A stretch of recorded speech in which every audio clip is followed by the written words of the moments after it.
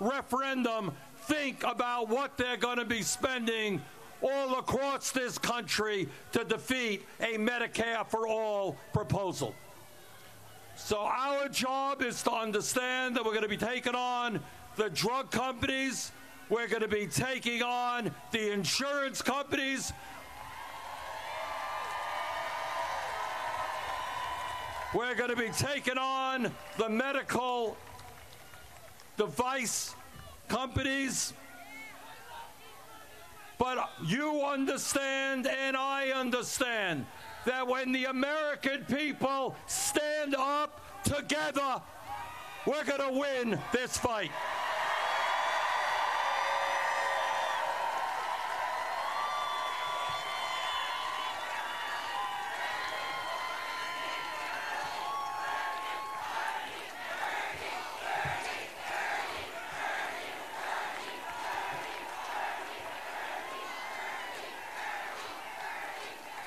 And I'm happy to tell you, and this is really good news, not only do we have 16 co-sponsors in the Senate, a whole lot of co-sponsors in the House. In addition, every poll that I have seen indicates that more and more Americans support a Medicare for all single-payer program.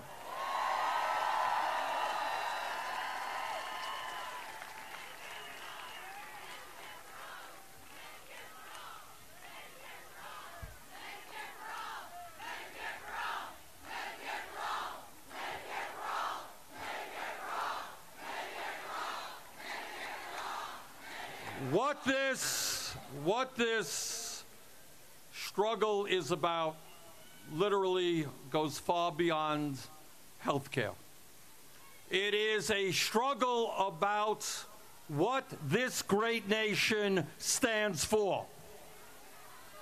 It is a struggle about whether or not every working person in this country has health care as a right, or whether we allow insurance companies and drug companies to continue to rip us off. It is a struggle about whether Congress listens to the American people or listens to the billionaires who make huge sums of money off of the current system. So let me conclude by saying this. This is the year 2017. For decades, great Americans from FDR to John F. Kennedy to others have talked about health care as a right. After decades of talk, now is the time to get it done.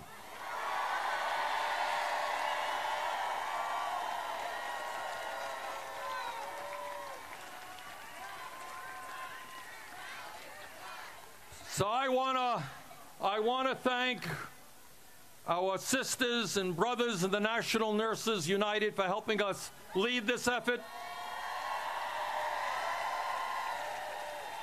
And I want to thank people all across this country who are literally saying enough is enough, who are saying that it is an international embarrassment that we remain the only major country not to guarantee health care to all, who are saying that it is economically unsustainable for us to be spending $10,000 per person on health care.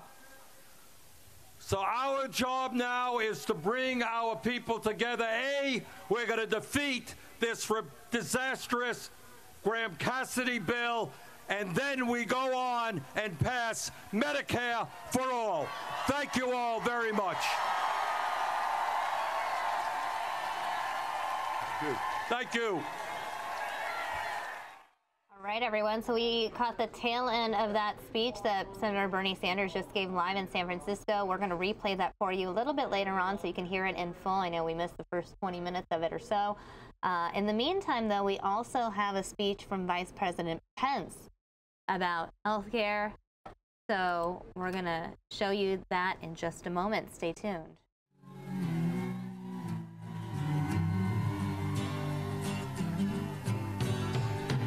must be lovers, we marry our fortunes together. I've got some real estate here in my bag.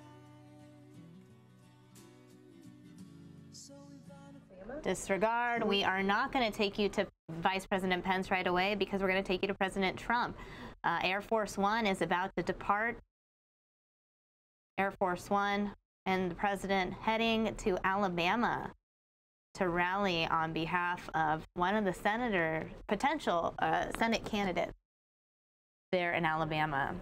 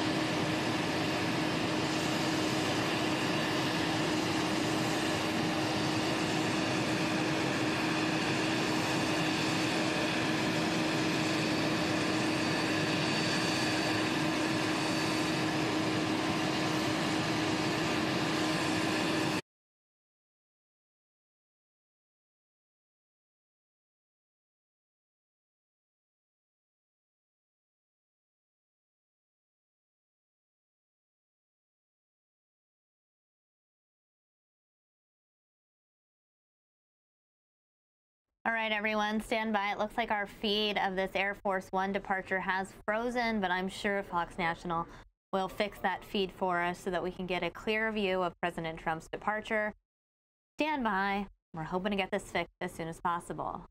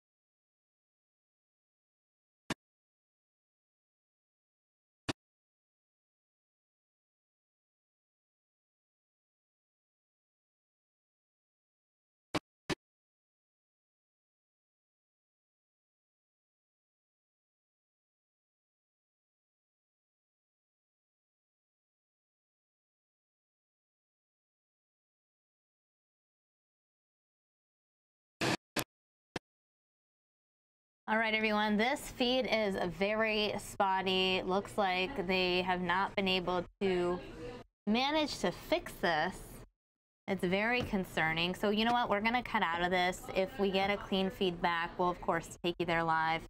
In the meantime, though, I do want to take you to Vice President Pence talking about health care in Indiana just moments ago.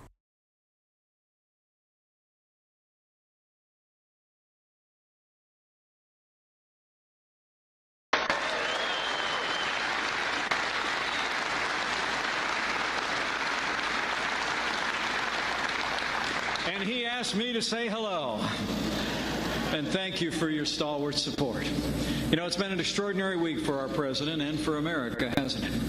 I spent most of the week with our president in New York City at the United Nations General Assembly, and one thing was clear. President Donald Trump stands without apology as the leader of the free world, and he will always put America first.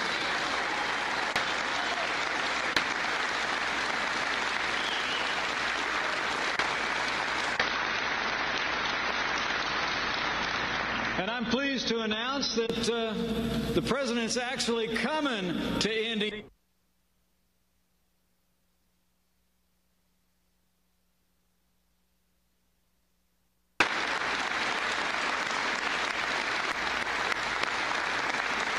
I'm also honored to be joined by Senator Joe Donnelly. Senator, thank you for joining us today. We're honored by your presence. Thank you, Joe. And it gives me special warm feeling to greet members of Congress who I've served with in the House of Representatives. Congresswoman Susan Brooks, Congressman Todd Rokita, and Congressman Luke Messer are here. Thank you so much for your service to Indiana and your strong conservative support.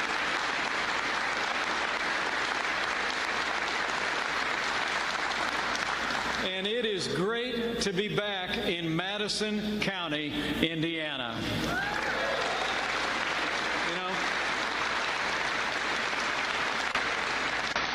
You know, I heard John Pistol say that it's been 65 years since a president or a vice president has come to Anderson, Indiana. And I just can't tell you how deeply moving and how humbling it is for me to be here in this capacity among so many people who have made it possible for my little family to serve. So thank you for the honor of being with you as Vice President today.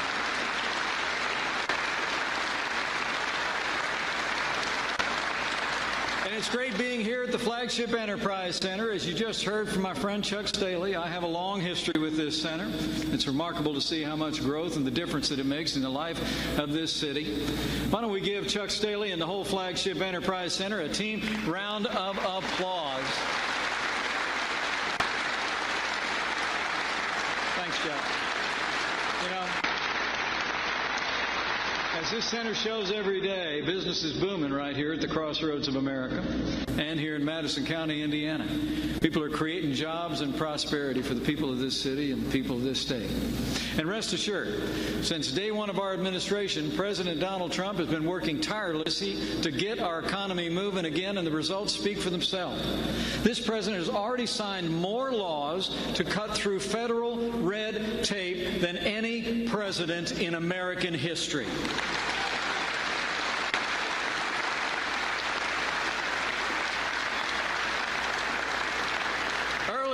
Administration, President Trump ordered every agency in Washington, D.C. to find 2 regulations to get rid of before issuing any new federal red tape on businesses large and small in America.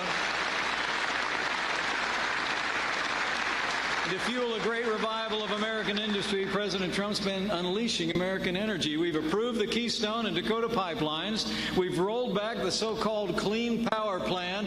And under President Donald Trump, the war on coal is over.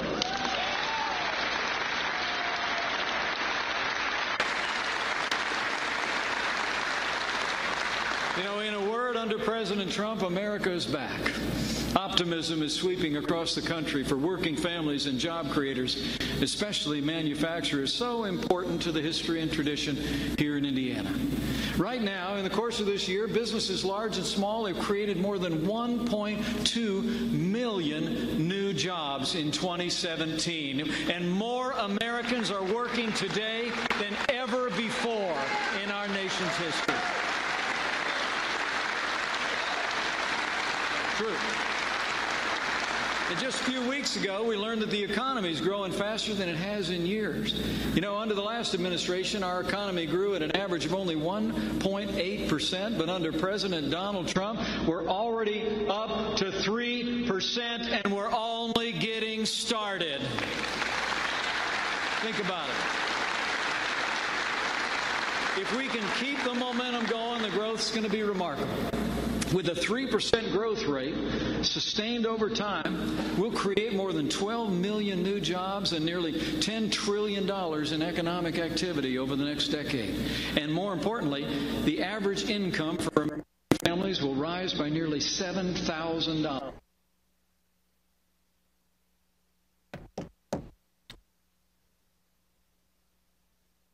This president has already signed the biggest increase in defense spending in nearly 10 years. And we're working with the Congress right now to pass the largest investment in national defense since the days of Ronald Reagan.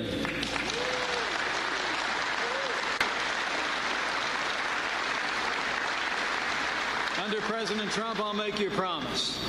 We're going to work with these leaders in Congress in both political parties.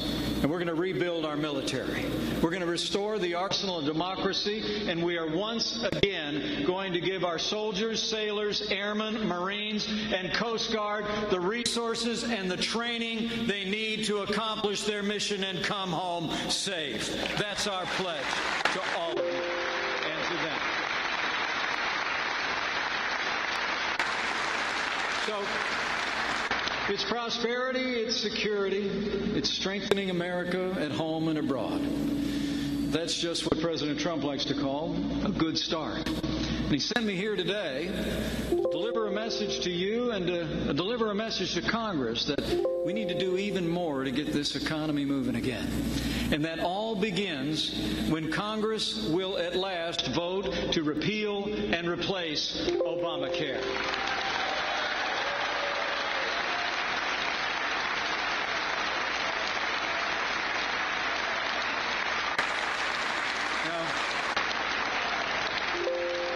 The truth is, every day Obamacare survives is another day that America struggles.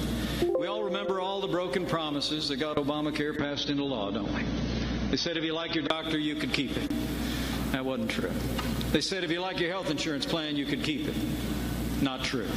We were told that health insurance costs would go down if Obamacare passed.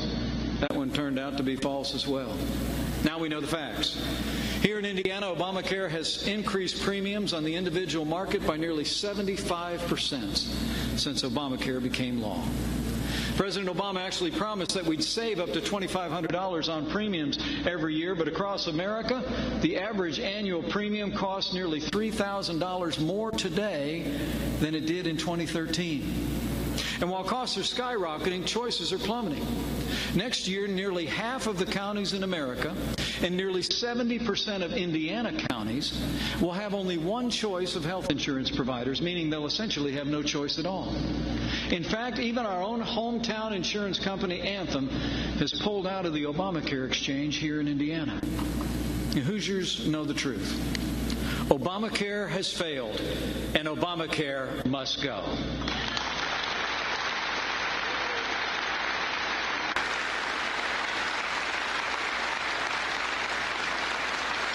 The good news is The Senate's close to moving forward with legislation to repeal and replace Obamacare as we speak.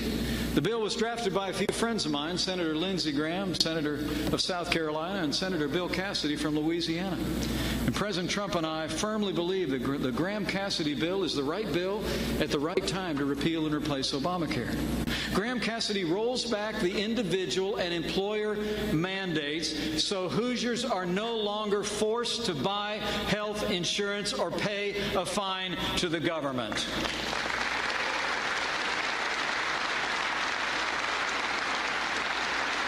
Graham-Cassidy contains the largest ever expansion of health savings accounts so Americans buy the coverage they need at the price they can afford. It allows families to keep their kids on their plan until they turn 26, and Graham-Cassidy ensures that people with pre-existing conditions have access to the coverage and the care they need. No exceptions. And finally, Graham-Cassidy will give states like Indiana unprecedented freedom and flexibility to craft our own solutions for health insurance and to reform Medicaid for the most vulnerable, to bring better coverage, better care, and better outcomes for the people of this state and every state in America. In fact, when Graham-Cassidy becomes law, Governor Holcomb will be able to finish what we started with the Healthy Indiana Plan.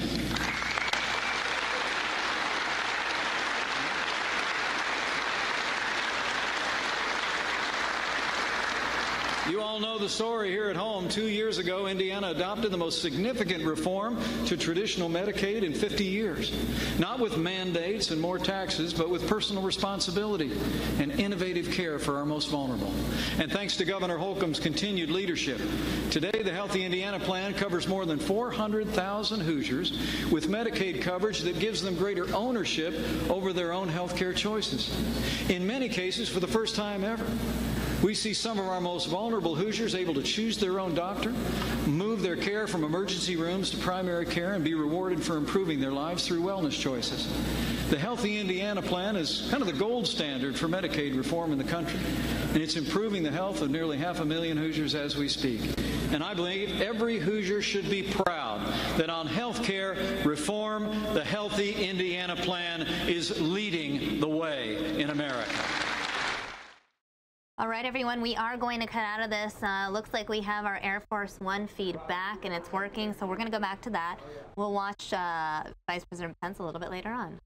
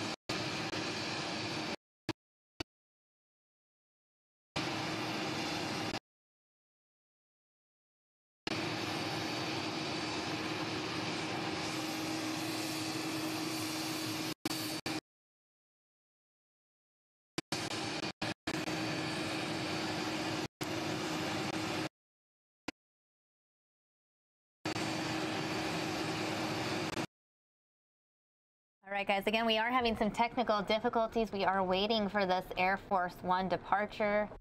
Part of that is the waiting for President Trump's arrival. President Trump will be going to Alabama. He'll be rallying on behalf of Luther Strange. Luther Strange is hoping to secure the Republican Senate candidate seat. He is taking on Roy Moore in the primary next week. This is the special election in Alabama for the Senate. As you know, Senator Sessions no longer a senator in Alabama. Well, he's not even called Senator Sessions anymore. Jeff Sessions no longer a senator. He's now Attorney General. So obviously an election needs to happen to fill that seat.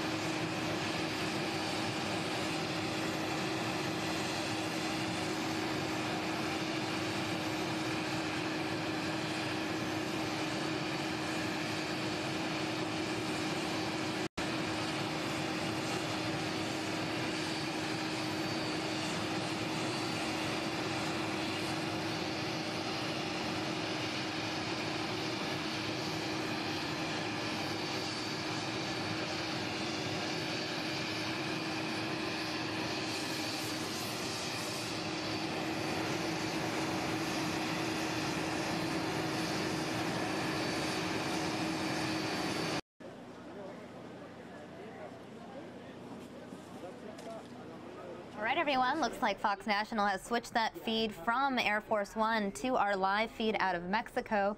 This is a live feed coming in from Mexico City as crews continue to search through the rubble there. Now we are looking at a live look at Mexico City.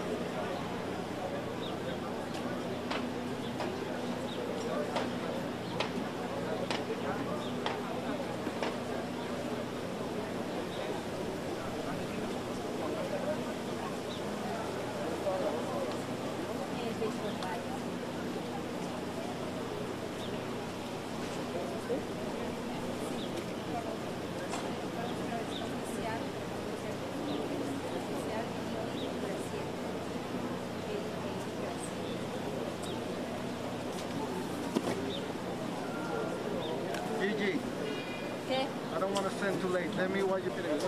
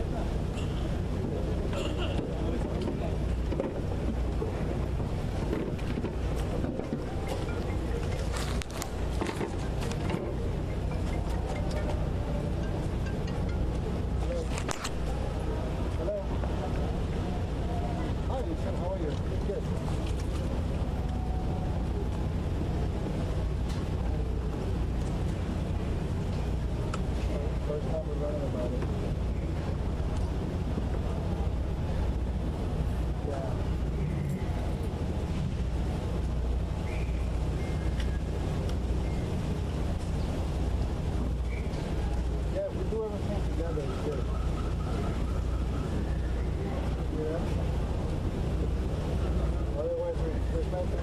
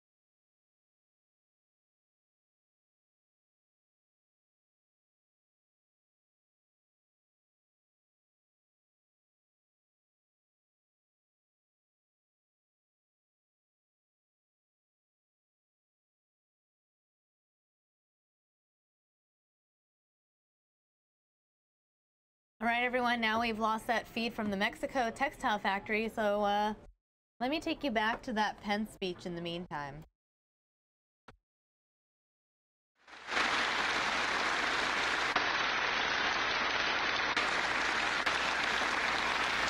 And the great news is Graham Cassidy will actually give Indiana and every state more freedom and flexibility than we had when we crafted our reforms, to enact more common sense measures to provide more affordable coverage and build the best possible health insurance system, not just with Medicaid, but for every Hoosier who buys health insurance on the private market as well.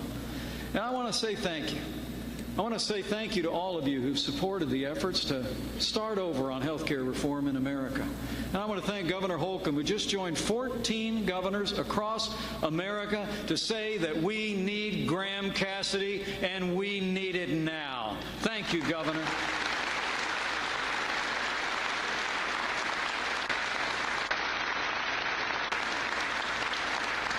Now, I got to tell you, the vote could come as early as next week, and this is not going to be easy. Even now, the opposition is forming up, and some have gone so far as to announce their opposition already. But President Trump and I are undeterred. We cannot, in good conscience, abandon this cause. The American people are hurting. As President Trump has made clear, inaction is not an option. Now, let me be clear.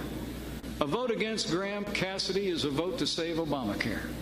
The Republican majority in Congress, in particular, was not elected to save Obamacare. They were elected to repeal and replace it, and it's time for every member of the Republican majority to keep their word to the American people.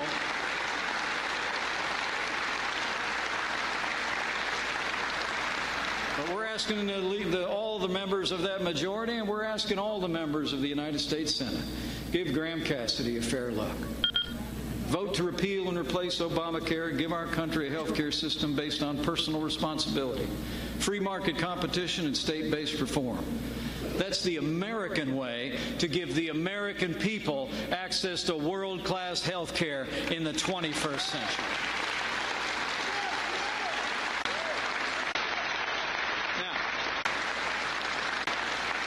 And once we repeal and replace Obamacare with the strong leadership of President Trump and working with the great Indiana leaders that are gathered here, we're going to cut taxes across the board for working families, small businesses, and family farms.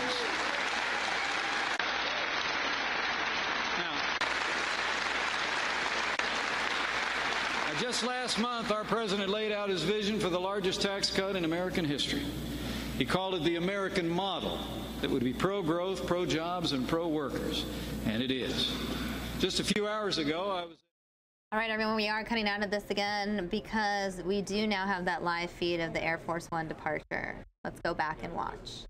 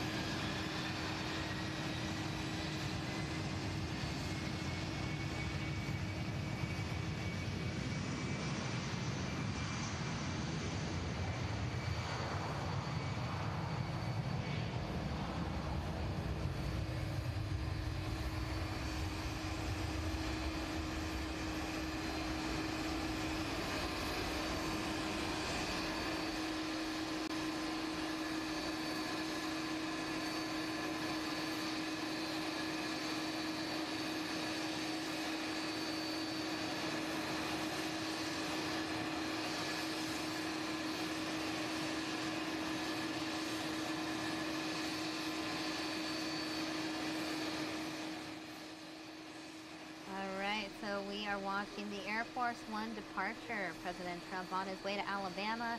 I don't see Air Force One in the air, but it could just be the vantage point where the cameraman is. Perhaps we just can't see it, or perhaps it hasn't fully taken off. It could still be behind that building. It is unclear at this point, from this vantage point, whether or not Air Force One is in the sky now. Let's just wait a couple minutes and see.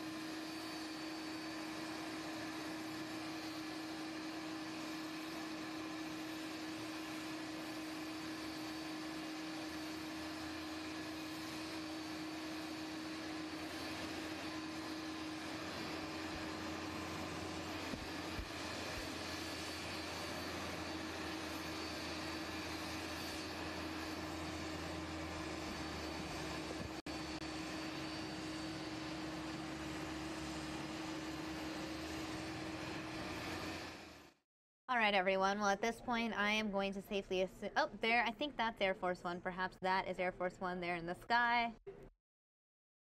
I cannot confirm that. You can see something moving in the sky. The cameraman has zoomed out. I'm just going to assume it's Air Force One, but don't quote me.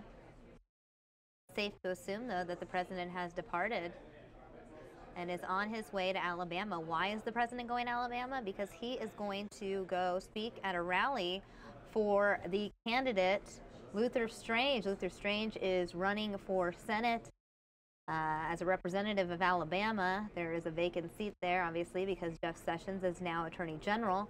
And there is a special election, and the primary for this election, the GOP primary, is scheduled for next week on the 26th. And it is now Luther Strange versus Roy Moore. And Roy Moore had a campaign rally last night in Montgomery. And at that event, Sarah Palin campaigned on his behalf. So Sarah Palin and Donald Trump not on the same page as far as who should be the senator from Alabama. How many times and how many ways did Luther Strange tonight say, the president picked me, I have the president's ear, he calls me, I had lunch with him, we're best buds. Well, guess what? The people of Alabama do not want a United States senator with his ear on the president. His ear is supposed to be on you, the people. And once again,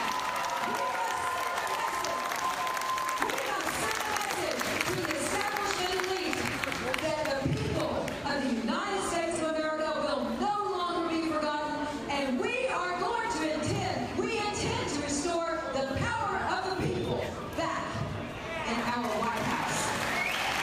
God bless you, Alabama. And just know this, as of tonight, the largest grassroots people's organization for Trump, the Citizens for Trump organization, is here tonight to announce that the president was ill-advised when he made this decision to endorse Luther Strange. And in fact, the Citizens for Trump organization is here to officially announce tonight our endorsement of Judge Roy Moore.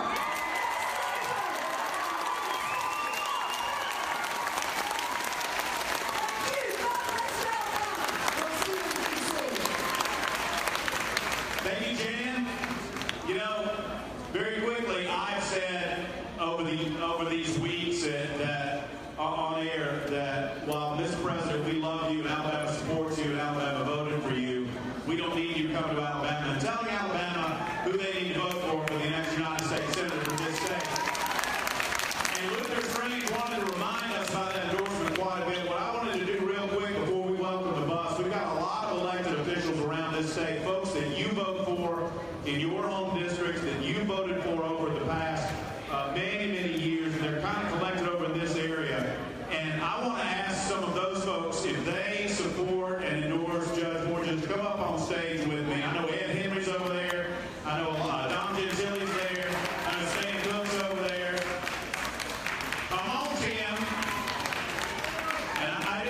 to welcome these men who have taken a stand for Judge Moore. After supporting Donald Trump, these men are evidence that we disagree with the president on who needs to be our next United States Senator, and we can make up our own minds about who we're going to vote for on Tuesday. And y'all have an obligation or responsibility, and y'all have an opportunity to go to the polls, and every single one of y'all that vote differently than Big Luther wants you to. That's a message that, Luther, you can say Donald Trump's name as many times as you want to. We still don't want you to be the United States Senator now. All right, I'm just going to hold up the microphone and see you won't. Did Judge Moore kick some butt tonight or what? I got a message for Mr. Palmer. Mitch, you can come into this state and spend $5 million or $10 million or $15 million, but you can't make chicken salad out of chicken.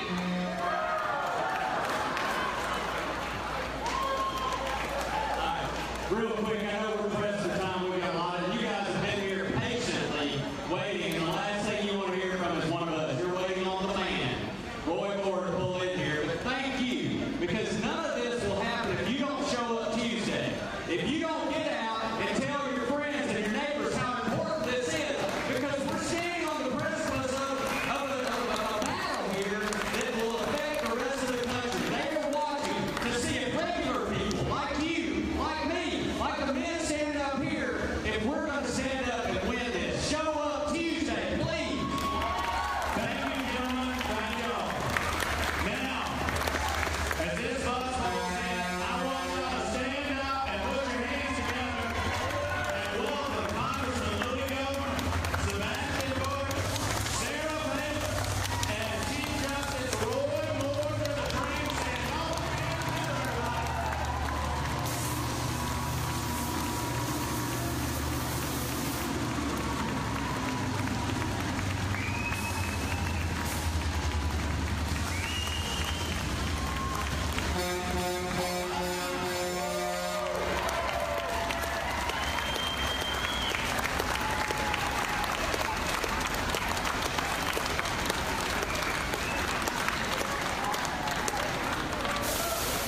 All right, first off the bus for us, one of the gentlemen that put this opportunity and this rally together. He is the chairman. I'm going to go slow. I don't know what this door is. Y'all know that better.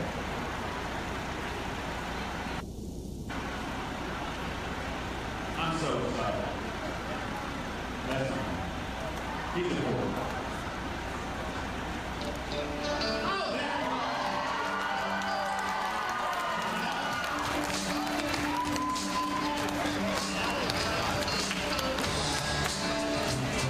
there you go. I bet some of y'all know these words.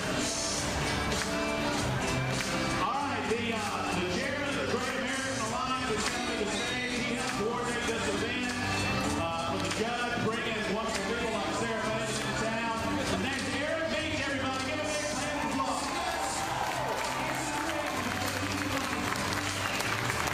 I want to welcome everybody here this evening. Let the music play. We'll be on the stage for their report. How about that stage tonight? Who on the stage tonight?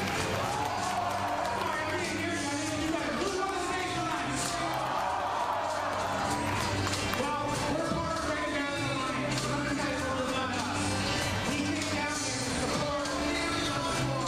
As one thing you know, this is part of a movement, a national movement that's going to explode all across the country. It starts here in Alabama, and it starts tonight.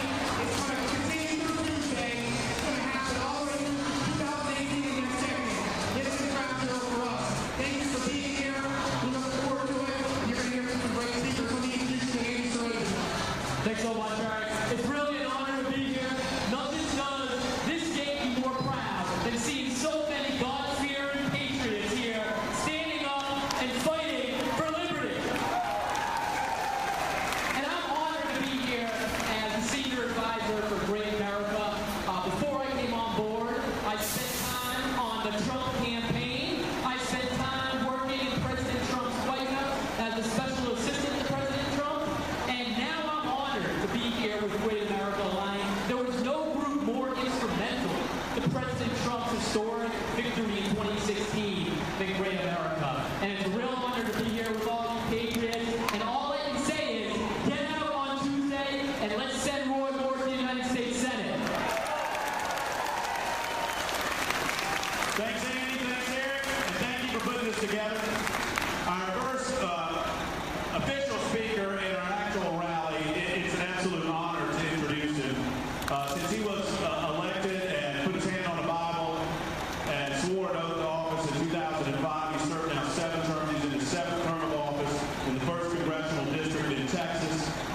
This is a man who immediately became a favorite of the Tea Party movement that was born out of the election of Barack Obama.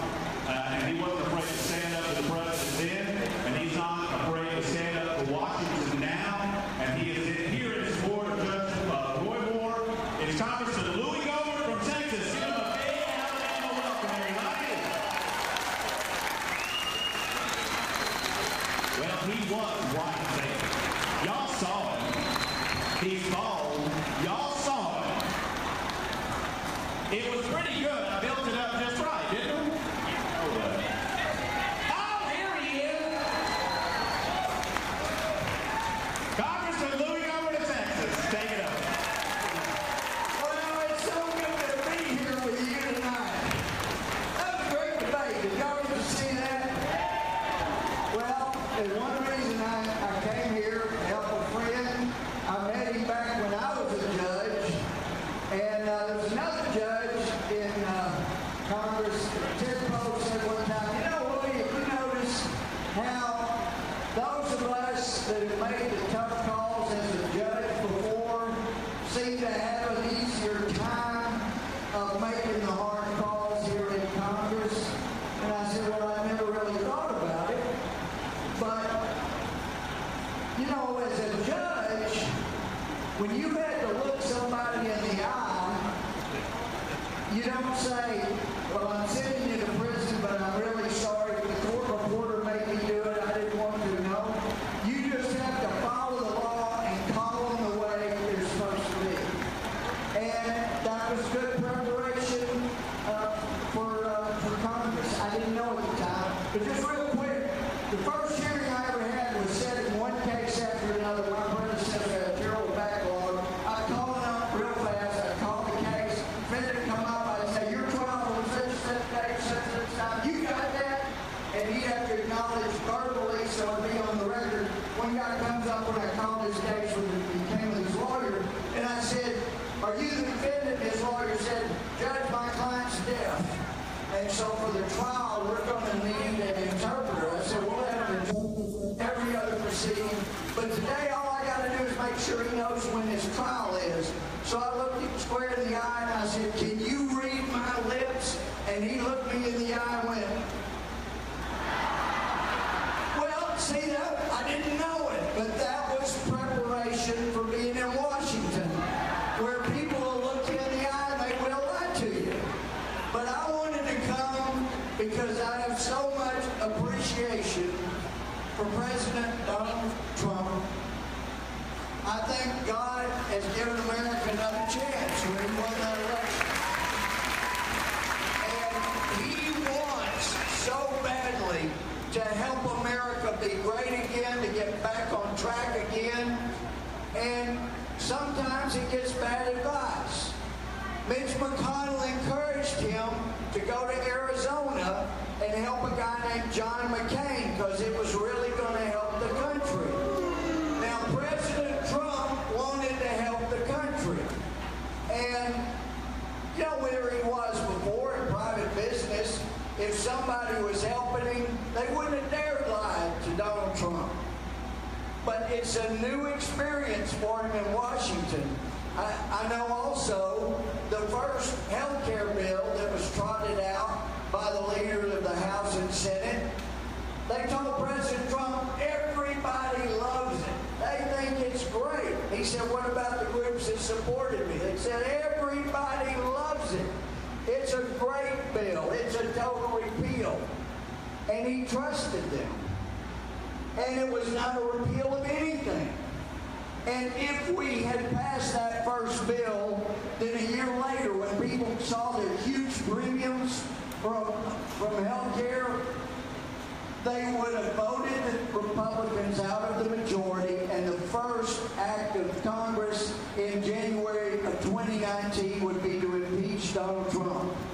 He's gotten some bad advice. He is a faster learner than anybody I've ever seen. He's never been elected. He's never been in politics. But this is a man that's going to help save America. And I'm here because I have been in the swamp. I have seen what goes on. And we desperately need a man like Roy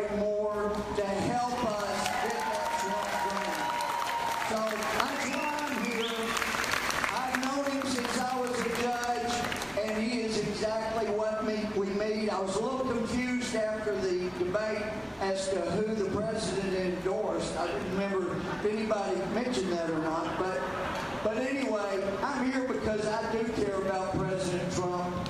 I want to see him have 2 terms. I want to see him make America great.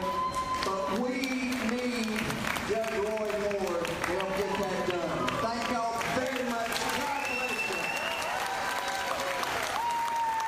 Thank you, Congressman. Thank you for coming to Alabama. Invariably, I've done a lot of these events, and I hope you've been to a lot of these types of events. And anytime you get a crowd together in this state, somebody says, "Roll Tide." And somebody responds, "War Eagle." Regardless of who you're rooting for, you know the name of the next gentleman that I get to introduce. And if you know his story, you have been touched by his story. And he came on our show. We were honored to have him on to give his testimony and to talk about his support of Judge Roy Moore. Saran Stacy, everyone. Come on, give it up for Jesus right now. Come on, give it up for Jesus. Come on, give a shout for Jesus right now. Hallelujah! Hallelujah! Hallelujah! Praise be to God. Praise be to God. I am so honored to be on this stage tonight with all of these great speakers. They told me I got about 2 to 3 minutes, so I want to get right into it. You know, in the Jewish calendar right now, it is Rosh Hashanah. It is the new year right now. It's the new year. And they have a saying in Hebrew, it is Shana Tova. Now you say it with me. Say it, Shana Tova. Look at one person standing next to you and tell them, Shana Tova. You just told that person Happy New Year. Well, praise God. Let me just speak. I want you to say these words after me. Before it's going along with this Jewish culture, before someone is getting ready to speak, we want to invite God to come in. We want to invite the Holy Spirit to do a new work tonight. And so we're going to quote the Shema out of Deuteronomy chapter 6. I'm going to say it, you say it after me. Say these words. Hear, O Israel. Hear, O America. The Lord thy God is one. Love the Lord thy God with all your heart, with all your soul, and with all your might. And love your neighbor as yourself. Jesus Christ was quoted in John 13 and verse 34. He says, and you say these words, this new commandment I give unto you, and that is love one another as I love you. Pray with me. Father, we love you, and we place no one or nothing before you. We thank you, Father, for tonight. We thank you for Judge Roy Moore. We thank you for this campaign. We thank you for every person that has supported it. Father, we thank you for Sarah Palin coming all the way from Alaska. Father, we thank you for people that have traveled from other cities. God, we thank you, and we want to glorify you tonight. In every word that is spoken upon this mic, we invite you, Holy Spirit, come down from heaven, do a work that only you can do. In Jesus' name, amen. Amen. Praise God.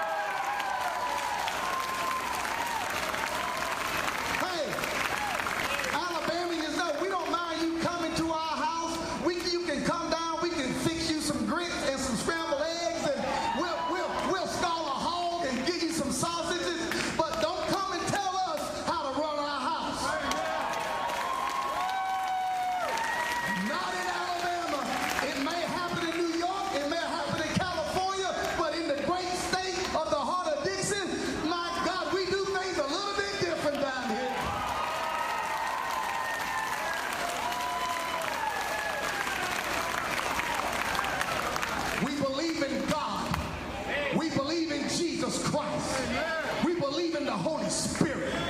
We believe in the white man, the black man, the Hispanic man. We believe in this state. We believe it. And let me tell you what, some of us live in another state, but I like the artist who sang the song, My Home is in Alabama, where I was born and where I was bred. My home is here in Alabama.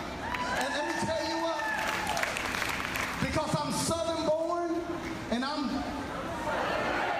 Southern born and I'm Southern bred. I was raised up how to treat elders. I was raised up how to honor the police. I was raised up how to honor and pray for those that are in authority. And I was raised up to, you know what, here's a choice. People say, why are you here tonight? I'm here tonight to express or cultivate shalom. And if you look up shalom in the Hebrew, it means that everything exactly is in its proper place. Man, we got people in Washington, D.C. that are not in their proper place. Yes, we got elected officials that are not in their proper place. And let me tell you what, laws create cultures. I'm going to say it again. Laws create cultures. And so what type of culture do we want our children's children to grow up in? Well, it's going to be on you and me by electing a man or a woman who's going to get in a position of authority, and they're not going to compromise to what is popular, but want to cling to what is principle. And I want to speak about that man right now. Judge Will Moore is a man of principle. He's a man that's going to do what he said that he's going to do. You know, I kept praying about what to speak tonight, and I'm way over my time. But the Lord spoke this word inside of me. And talking about don't forget. Don't you forget you're an American. Don't you forget who you are and where you come from.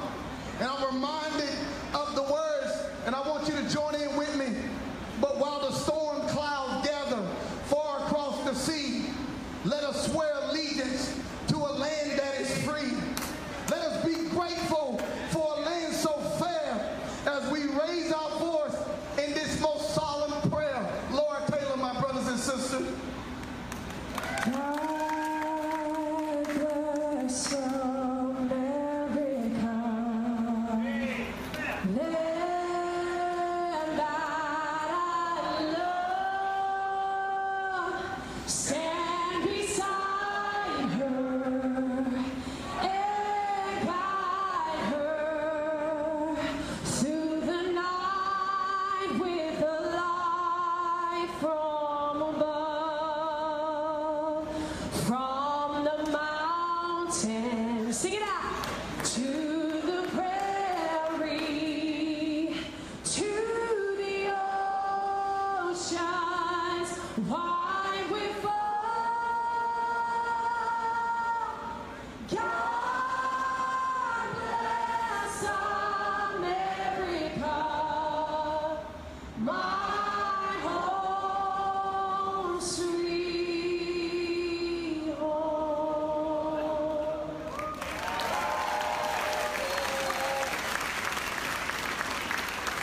The next man who's about to step off this bus is a rock star. You guys, I don't know if you know the name Sebastian Gorka, but the first time I heard this man speak, it was on Fox News, and I was getting ready for bed, feeding kids, whatever, and I heard his voice. I'm like, who in the world is that? He was talking about defeating jihad. He's written a book on it. Perhaps you've heard of it. He knows what democracy, freedom is all about. His parents escaped communism during the Hungarian Revolution back in the 50s. He was born in Great Britain. Now, God bless him, he's an American citizen. He has served our government. He's been with the Department of Defense. And you know, when Luther Strange says he's a friend of the president, this man knows the president. Rumor has it that he may have helped write that speech that the president delivered to the UN. That's a strong speech. Sebastian Gorka turned in his resignation, though, because he felt for him to really help make America great again, he needed to get out on the streets, he needed to be among us, he needed to get people elected who would support the president's agenda. He is now the chief strategist with the MAGA coalition, or as he said with his beautiful British accent, the MAGA Corporation. coalition. Sebastian Gorka.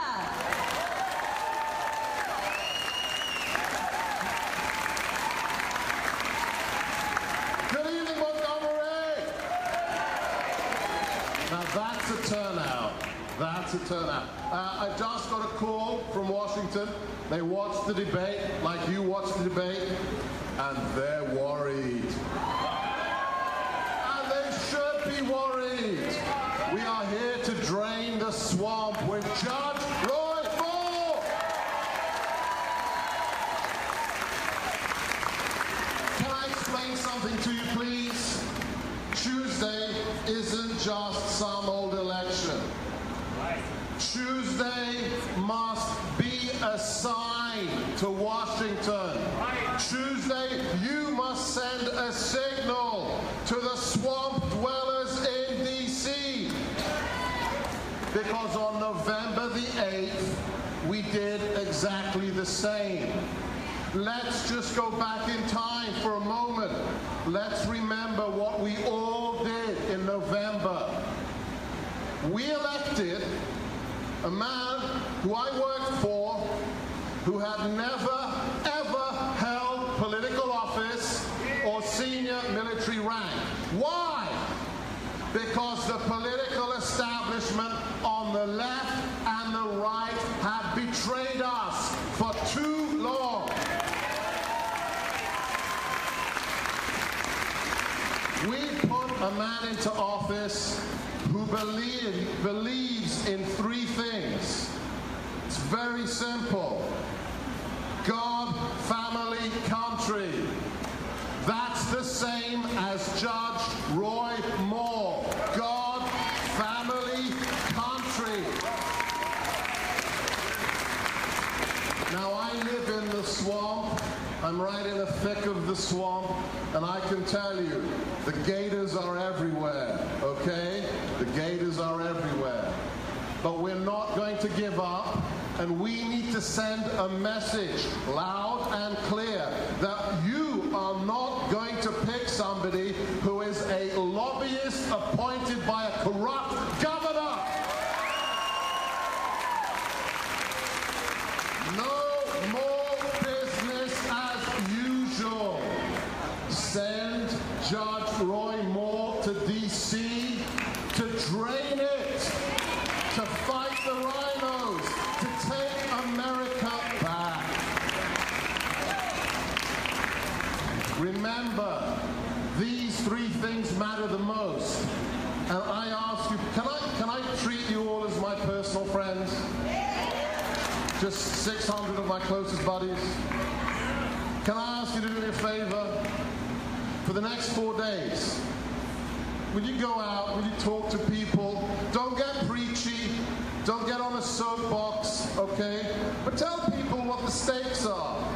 Tell them that it's November the 8th again. Tuesday is November the 8th again. They can choose corruption or they can choose America.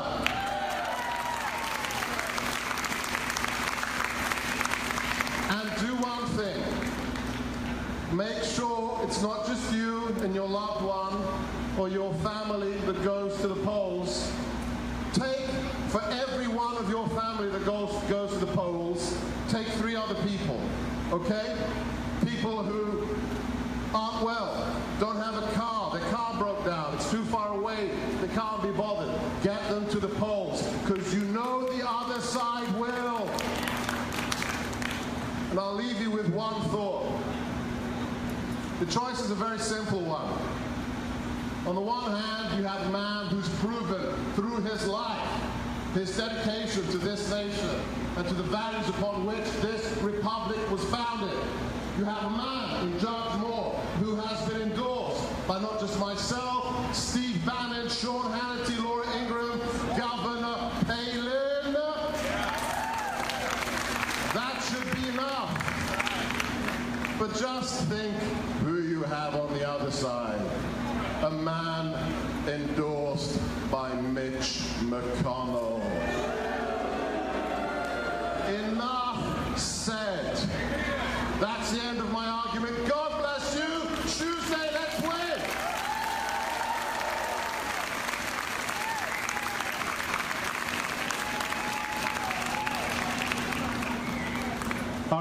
going to be real brief because you don't need to hear me talk. You need to hear this next speaker talk.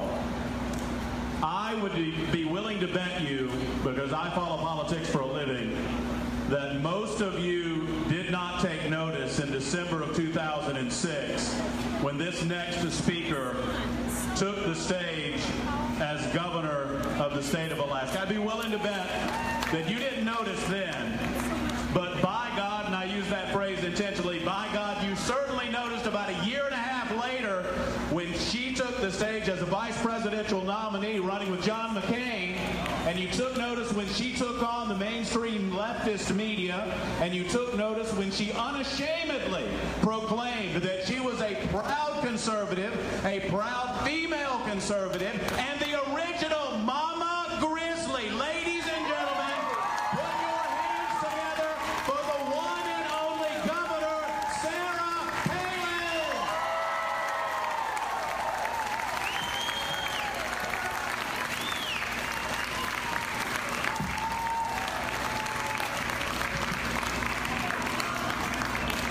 Hello, Alabama. Roll Tide and War Eagle.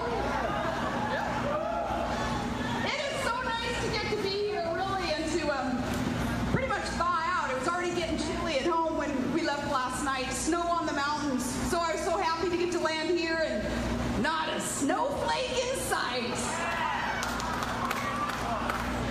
It's good to be here, though, home of some great, certainly great football champions and great patriots. And your former Senator Jeff Sessions and the next senator of the great United States will be represented by Judge Roy Moore, coming from Alabama, thanks to you. You know, I followed the judge's career for many years. And you know, he was deplorable before deplorable was cool. He's always been an inspiration through these years.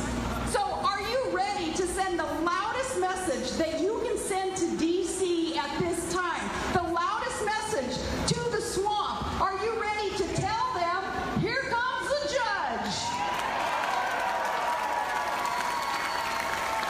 We need you, Alabama. Alabama, remember it was here in 2015 that Senator Sessions defied the political establishment when he put his support behind a long-shot candidate who promised to make America great again.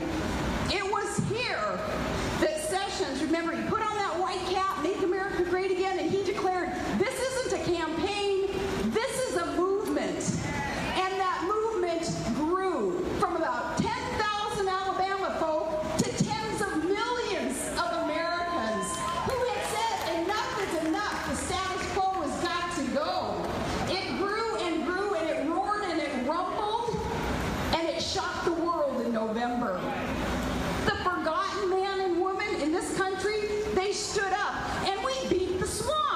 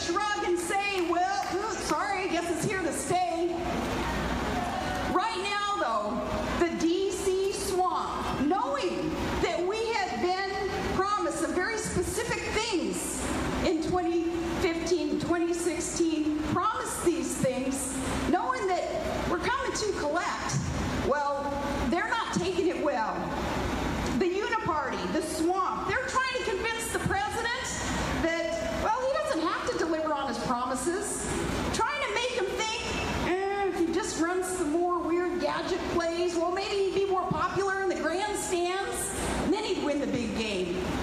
Now, what they're saying is, President, cave on amnesty for illegal aliens. That's what they're telling him. They're saying, rethink the climate accord. They're saying, pal around with Chuck and Nancy, because Schumer and Pelosi, they got your six. That's what they're saying. They're whispering, don't build the wall. But you all in Alabama know that trick plays, they may razzle-dazzle, but it is the time-tested fundamentals, like an impenetrable defense and a sound running game. That's what wins championships. Judge Moore, he knows the fundamentals. He's got the fundamentals. Rule of law, no illegal immigration, no bad trade deals, and the importance of God and our shared American culture and our heritage. Judge Moore is going to defend our interests with the same still spine that he defended those 10 commandments. And by the way, I don't think there's any cooler nickname you can have than the 10 Commandment Judge. That's a badge of honor. Judge Moore is a man of principle, and what he says, when he says it, he's going to do it. Take it to the bank. And that's why we need him in D.C. right now. A vote for Judge Moore isn't a vote against the president. It is a vote for the people's agenda that elected the president. It's for this big, beautiful movement that we're all a part of. The president needs support to keep the promises that elected him. So we're sending Trump someone who has our back, not Mitch McConnell's. That's the takeaway. Someone who has the people's back. Make no mistake, Big Luther is Mitch McConnell's guy. Big Luther is, and this is strange to me, this is strange.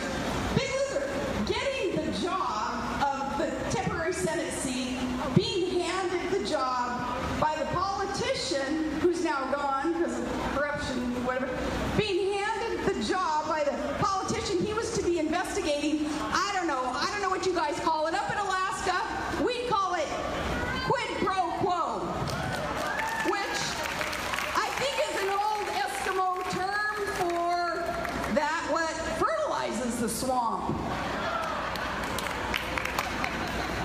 No more swamp creatures. The swamp doesn't want to be drained, and they're snarling and they're biting back and they're using every dirty trick in the book to smear the judge, and they're dumping millions and millions of dollars in this state to spread lies. And they're afraid. They should be afraid. Because why? The judge is a threat to their power. Because he's on our side. He's on our side. And they know it. And they know that he's not one of them. To them, it's doggone it. And to us, it's like, oh, you betcha. Yeah, he's not one of them. So they know that they can't control him. He answers to you. Justice Sessions had answered to Alabama. Now, thankfully, you all get to send the loud, clear message to Washington, to the swamp. On Tuesday, you get to tell them, hey, our movement isn't over, and it's not slowing down. Our movement is still roaring and rumbling across this country, and we will not be the forgotten man and woman. And we will not be satisfied with more broken promises from Republicans who campaign one way and they govern another. Here's the beauty of this, Alabama. When you send Judge Moore to D.C., he's going to be an inspiration for the rest of the country, for other candidates across the country to rise up and take on their own swamp creatures in their own states. This movement gained steam here with Trump and Sessions. It's going to continue here judge. The swamp can't win here. This is our red line. Just you watch.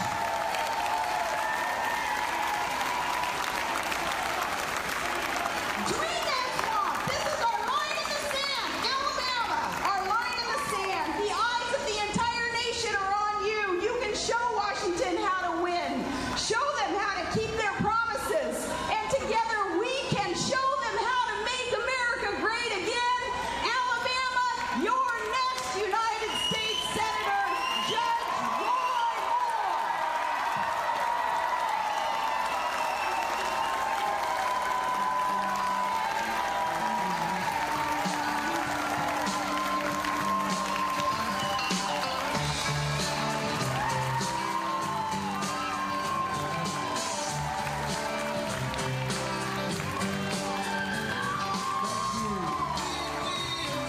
Thank you. Y'all are a good-looking crowd, I'm going to tell you that.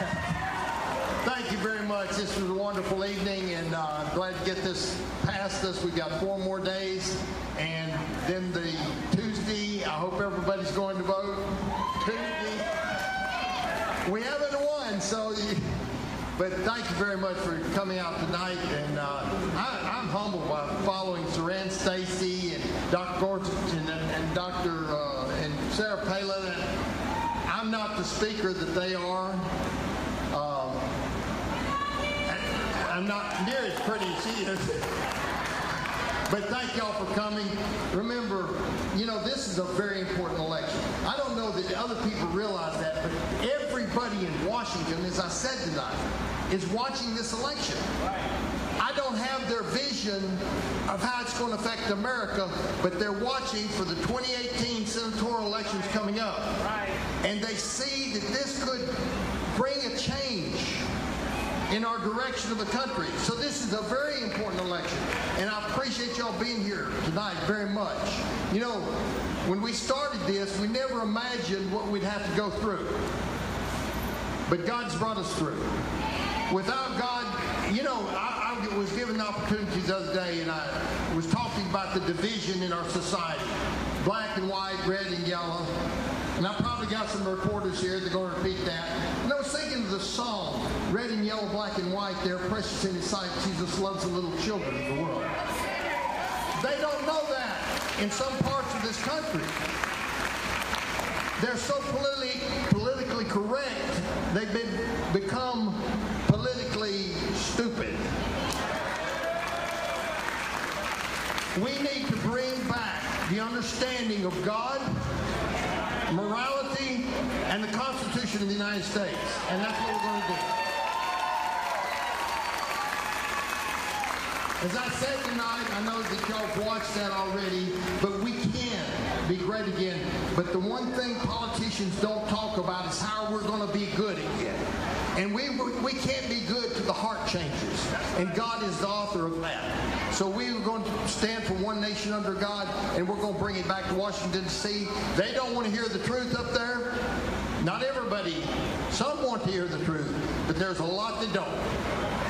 And we're going to bring it back. And I thank y'all for your support. Go to roymoore.org if you have any questions about my campaign. And I know y'all came to see Sarah Palin. That's why I came.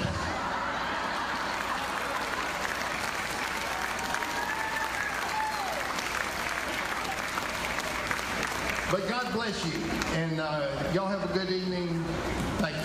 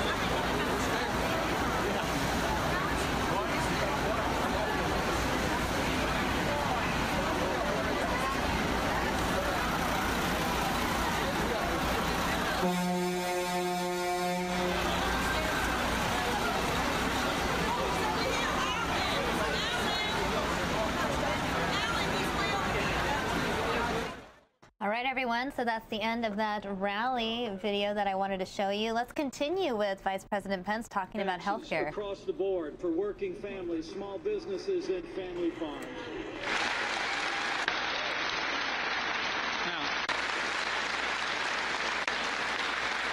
Just last month, our president laid out his vision for the largest tax cut in American history. He called it the American model that would be pro-growth, pro-jobs, and pro-workers. And it is. Just a few hours ago, I was at the Pit Barbecue and Grill. What a place. I met a few families there from across this area who told me firsthand about the problems that they face with the complexity of taxes and the burden and the benefit of real tax reform.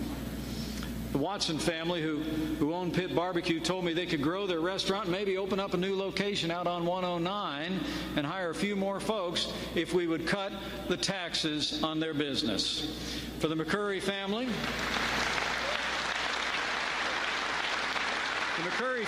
with 4 beautiful daughters, and the Fraser family with their 3 great kids, they were telling me they're just thinking about college education. They just want to be able to put more dollars away. From each and every one of them, I heard them say they just simply want to be able to understand their taxes, make them simpler, and allow them to pay less to the federal government in taxes. Here it is.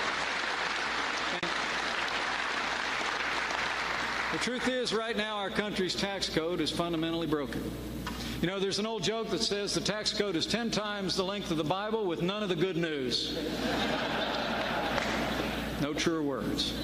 Think about it. Today, taxpayers spend over 6 billion hours every year dealing with their taxes. About 94% of Americans and more than 90% of small businesses pay somebody to do their taxes for them. All told, complying with the tax code in America costs our economy $262 billion every single year, or nearly $1,000 for every man, woman, and child in this country. But it's not just working families. Our tax code also stifles American job creators all across Indiana and all across this country. China, Japan, Germany, Canada, Mexico, and every major developed country has a lower business tax rate than the United States of America. And we're one of the only countries in the world that taxes every dollar our companies earn overseas. I mean, American businesses are falling behind because their competitors and our tax code is in part to blame. It makes it harder for companies to hire here in America, to give raises, to invest in our communities. It kills jobs and causes American companies to close factories here and build them overseas. Our tax code has given foreign companies an enormous competitive edge over American businesses, and those days are over.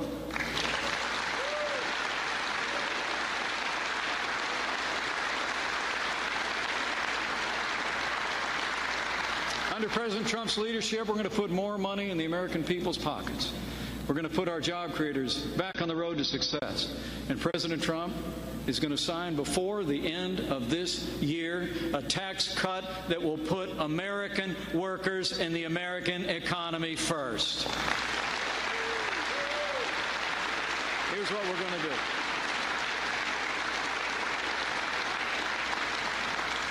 We'll simplify the tax code so that working Americans can file their own taxes on one sheet of paper.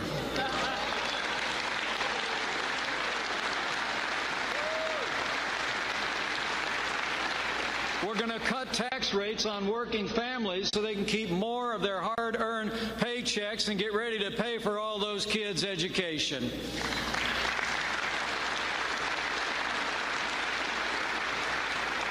And we're going to cut out the handouts, the carve-outs, and the loopholes that benefit the wealthy and the well-connected, and we're going to make the tax code flatter and fairer for every American.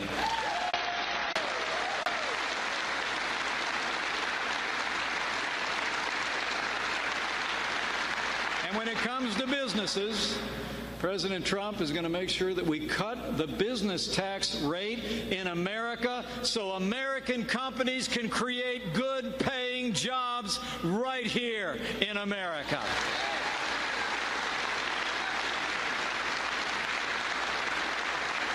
President Trump's going to empower our American companies and American workers to compete on a level playing field with anyone, anywhere in the world. And as Indiana knows, as America knows, when the playing field is level, American workers win every time. Now, back when I was governor, it was my privilege to work with the General Assembly to pass what turned out to be the largest state tax cut in Indiana history. And it worked to help prosper Indiana. And I promise you, President Trump's tax cut's going to be bigger and better than ever before. And everyone here is going to benefit from it in a growing economy. And Indiana knows the truth.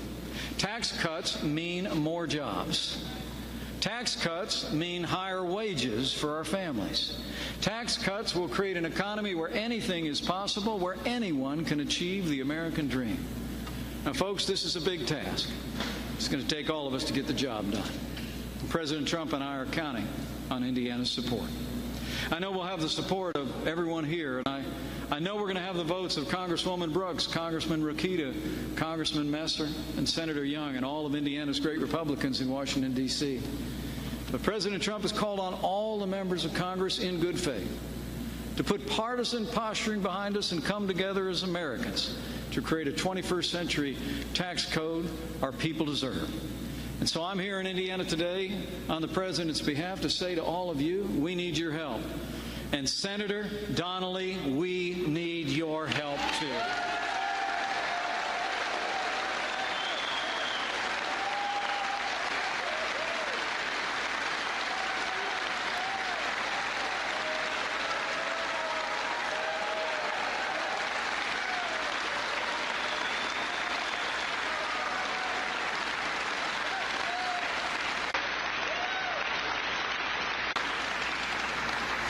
Indiana needs this tax cut. Hardworking Hoosiers need this tax cut. So, Joe, let's decide today. We're going to get this tax cut done, and we're going to get it done together.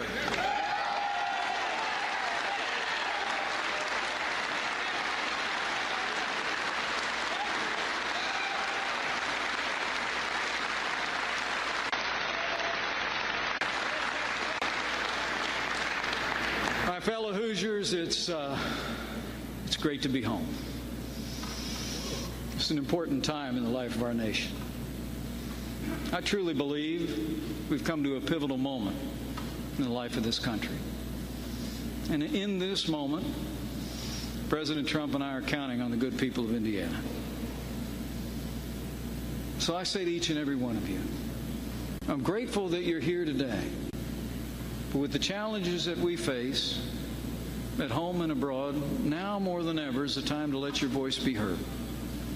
Let the people who serve us hear from you on these important and pressing issues of national security, health care, economic growth, and tax cuts. Tell them, you know, Indiana and America can be stronger and safer and more prosperous for this generation and the next. The President and I need every ounce of your energy, your enthusiasm, your conviction, your commitment, your voice, and your values. And among so many of my friends here, I'll say with some confidence, we need to rely on one more thing. In these two divided times in this country, if you're of a mind as well, I'd encourage you to avail yourself of that source of strength to which Americans have repaired throughout our history. Bow the head, bend the knee. It's a good time to pray for America. And when you pray, pray with confidence. Because I truly believe those words recorded millennia ago are just as true today as they ever were.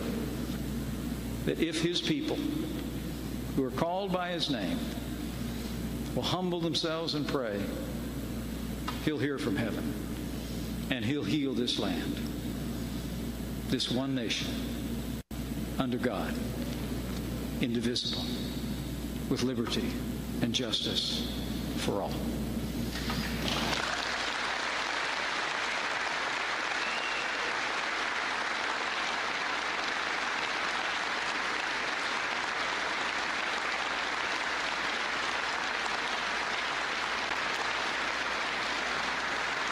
you all do all that, I know, with the continued support of the good people of Indiana, with the leadership of President Trump and our leadership in the Congress of the United States and here in the great state of Indiana, and with God's help, we will make America safe again. We will make America prosperous again. And to borrow a phrase, we will make America great again. Thank you. God bless you. God bless Indiana. And God bless the United States of America. That was the former governor of Indiana, now Vice President of the United States, Mike Pence, speaking about health care reform in that state of Indiana. That took place just moments ago, earlier this afternoon. Pence delivered that speech. And later today, we do have President Trump. President Trump holding a rally with Luther Strange, who's running for U.S. Senate on behalf of the state of Alabama. This is a live look at that rally right now. A live look at the rally. That rally is scheduled to start in about an hour and a half. So stay tuned for that. We'll have that here on News Now. In the meantime, I would like to play for you another video. Stand by.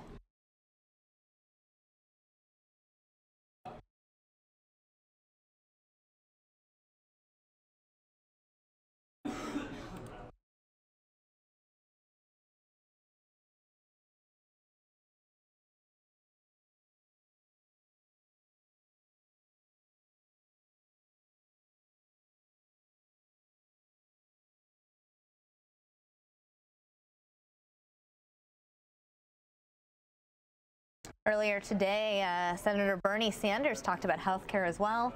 We'll go ahead and show you guys that video now.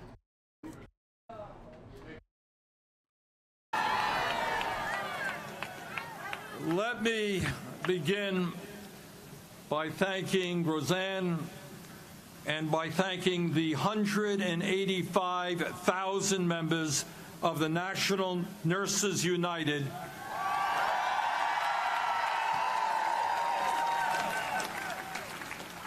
for inviting me to be with you today. But more importantly, nurses, let me thank you for what you do every single day. The nurses are the backbone of our healthcare system.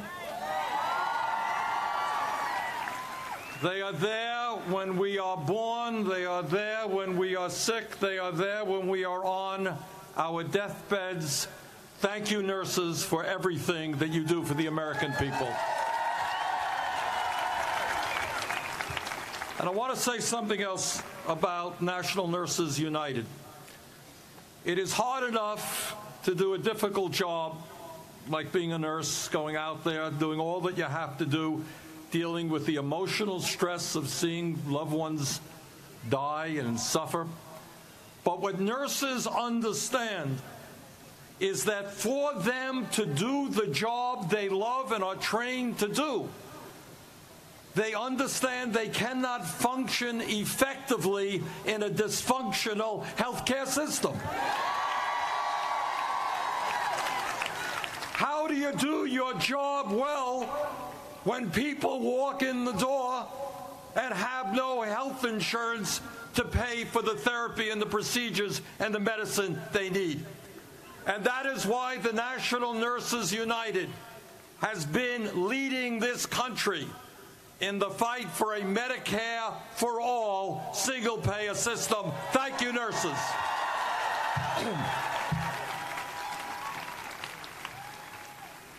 It seems to me now that we have, in this pivotal moment in American history, two major tasks in front of us. First, we have got to beat back the reactionary agenda of the Trump administration.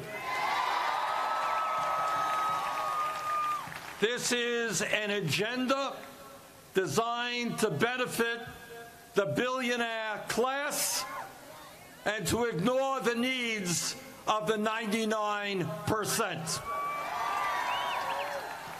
It is also an agenda which, in an unprecedented and ugly way, is trying to divide this nation up on the basis of the color of our skin, our sexual orientation, our religion, or the nation that we came from. And our message to the Trump administration is, you are not going to divide us up. We are going to stand together. We're going to take you on, and we're going to defeat you.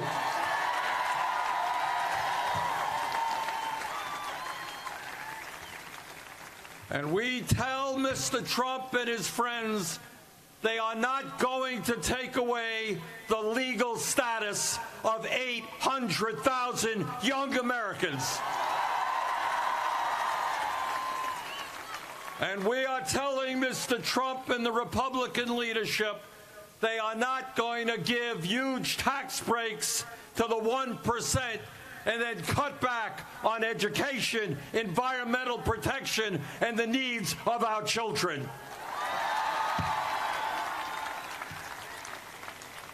And today, the immediate crisis we face from Trump and the Republican leadership is another piece of horrific legislation that would throw 32 million Americans off of the health care they currently have. I want you all to think, get beyond politics for a moment, and think if today you are an American dealing with a life-threatening illness. Maybe you have cancer. Maybe you have heart disease. Maybe you have diabetes. And what keeps you alive is the health insurance that you currently have. How cruel, how immoral it is to say to those millions of Americans, we are going to take away that health insurance that keeps you alive. And we say to Mr. Trump and the Republican leadership, you are not going to allow thousands of Americans every single year to die unnecessarily. We're not going to let you pass that horrific legislation. Now, we defeated a Republican proposal that would have thrown 23 million Americans off of health care. We defeated a Republican proposal that would have thrown 22 million people off of health care, that would have thrown 16 million people off of health insurance. And now we are going to defeat another proposal which is even worse than the previous ones. Now, this particular proposal, the so-called Graham-Cassidy bill, would be especially devastating.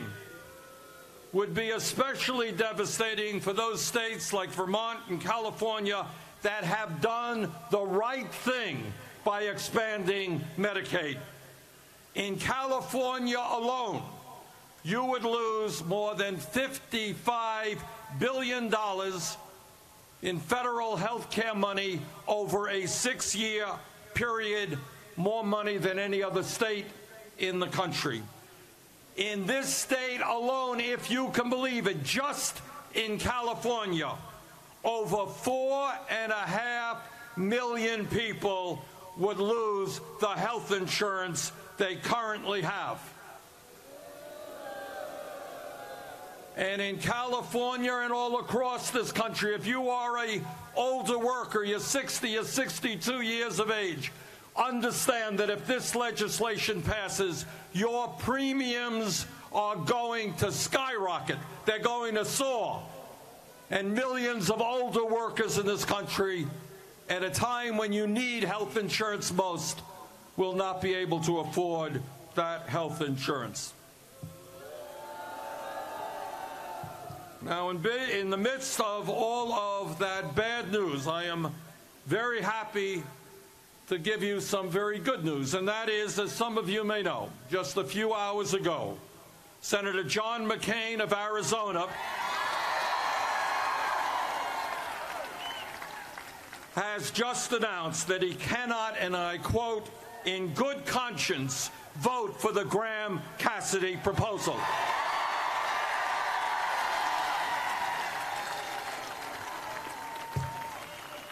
Thank you, John McCain. And John McCain has a conscience, and I wish very much that the rest of the Republican leadership had that conscience as well. And I've known John for many, many years, and we have very fundamental political disagreements, but over the years, he has shown incredible courage, not only as a prisoner of war, but also as the co-author of the McCain-Feingold campaign finance law, which attempted to get a handle on one of the great crises we face, and that is billionaires buying elections. And John, of course, was one of the Republicans to vote against the last Republican bill and help defeat that. But even with Senator McCain's opposition, our struggle on this legislation is not over. And our job is to continue to make sure that the Republicans do not get the 50 votes they need, which plus the vice president's vote will give them a victory. So I beg of you, please do everything you can. Get the word out all over this country to your friends, to tell them that no Republican should vote for this disastrous bill, and if they do, they will pay a very heavy political price for that.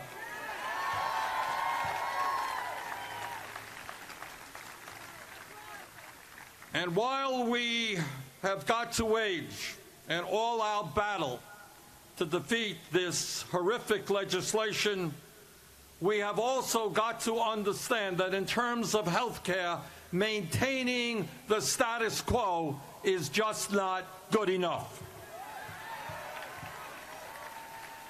Our job is not just to prevent tens of millions of Americans from being thrown off the health insurance they currently have. Our job is to join every other major country on earth and guarantee health care to all as a right, not a privilege.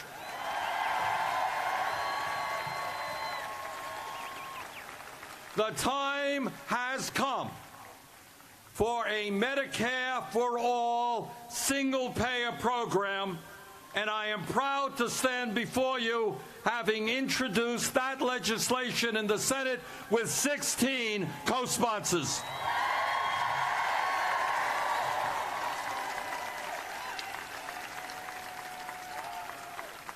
Today, we stand together in saying that in this great country, health care is a right, not a privilege. Today, we say that we are sick and tired, and the nurses know this better than anyone, of seeing people who are sick not able to go to the doctor or the nurse because they have no health insurance or the deductibles or co-payments are too high.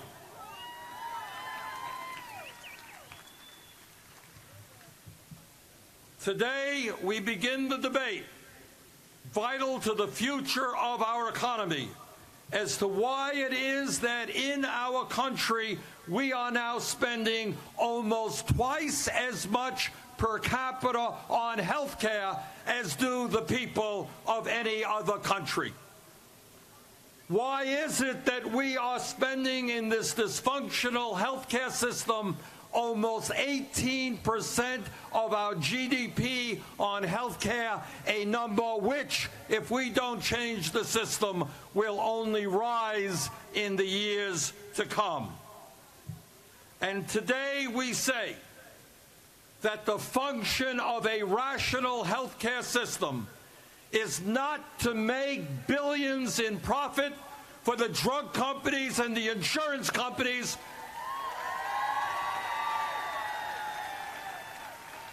The function of a rational healthcare system is to provide healthcare to all people when they need it, and not to argue with the insurance companies as to whether or not they are covered for the procedures that they paid for.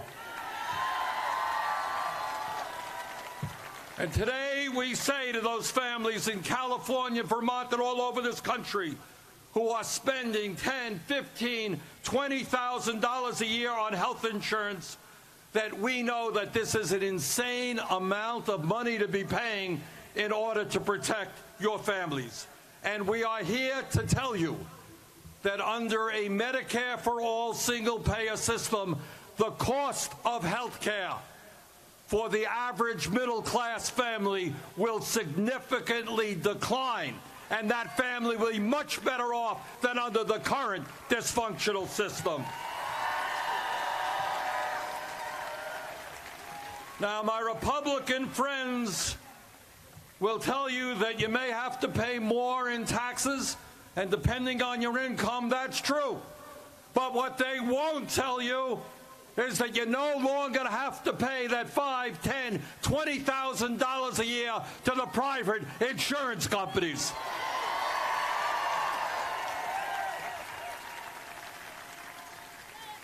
And today we tell the drug companies. All right, everyone, we are going to cut out of this Bernie Sanders healthcare event because I want to take you live to Mesa, Arizona, where Senator Jeff Flake is expected to speak in just a moment. We'll get back to Bernie Sanders a little bit later on, but Flake expected to discuss the repeal and replace of Obamacare. There he is now. Let's go ahead and take this in full. All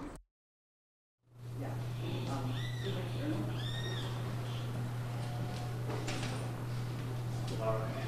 I think we're waiting for a second. We're going to try.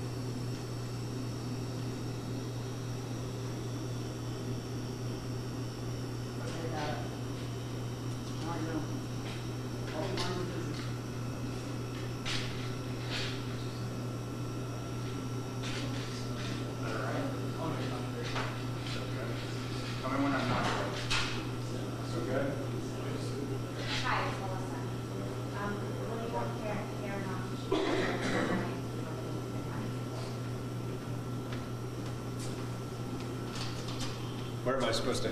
Right here? Yeah. Okay. Hold on for 1 minute. All right. How are you, Mason? Doing well. Doing well. Glad to be in Arizona. Where have you traveled to today?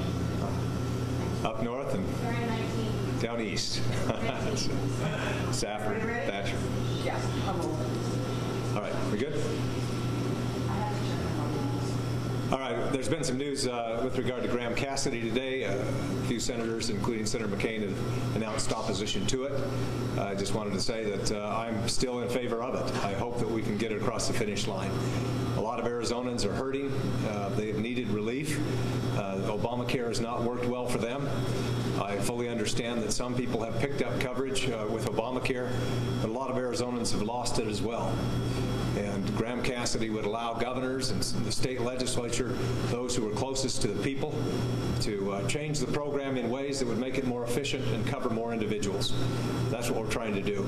And so that's why I still support it. I hope we can pass it.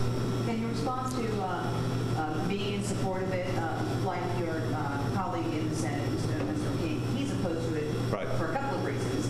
One, because of this, there's no CBO score yet. So how do you justify that? We're going to get a CBO score, a partial score tomorrow. On Monday, is my understanding. So we'll see. CBO scores, obviously, it's important to know what the costs are. They aren't exactly reliable. We had a lot of promises made when Obamacare was passed with regard to the CBO score and what the costs would be per individual. That didn't come to pass. Obviously, the promises that if you like your doctor, you can keep your doctor, those kind of promises simply weren't kept. And so, like I said, in Arizona, it's really tough. We just got the latest figures in terms of how much the individual mandate is affecting Arizonans. 155,000 Arizonans woke up this past year without any insurance, but had to pay the fine to the federal government because they could not afford insurance. A lot of them had coverage prior to Obamacare coming along, and their insurer pulled out or priced their policies far too high for them to reach. An equal or greater number may have insurance coverage, but they can't afford to use it because copays and deductibles are so high. And I hear from them every day. I'm hearing from those Arizonans who need relief. And how do you know this is better? Anytime you have the government closer to the people that can run a program like this, it tends to be more efficient. If you take, for example, welfare reform in 1996, I believe it was passed. I wasn't in the Congress at that time, but I remember well the hue and cry out there that this would be awful. There'd be people dying on the streets. The governors couldn't run this program, that it would be death and destruction, and it would be a race to the bottom. That didn't turn out to be the case. In fact, they ran it much more efficiently. Within 2 years or so, the welfare rolls had been cut in half. A lot more people were working and in a better situation. And the TANF payments, or payments for welfare reform, which were not on a sustainable basis, became sustainable after that. So the examples we've had there and in other areas is that government closer to the people runs these programs better. There have been some studies that have shown that Arizona would receive fewer federal dollars under this proposal. How do you explain your support for the measure given that? There are some studies that show that. There are some studies that show the opposite. Some of the studies that show that Arizona would receive less don't take into account some of the cost-sharing subsidies and other block-granted programs that would be there for them. But the likelihood is that these programs would be run more efficiently. Just take Arizona right now. We have our version of Medicaid. It's called Access.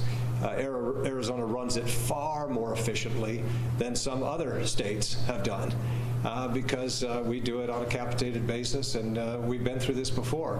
So I'm confident that the governor, with increased flexibility, and the state legislature can find ways to even make it more affordable for individuals out there. And I can tell you the fact that the governor is in favor of this, he just put out a statement saying that he still hopes that it passes, tells me that he's confident as well that he can do better.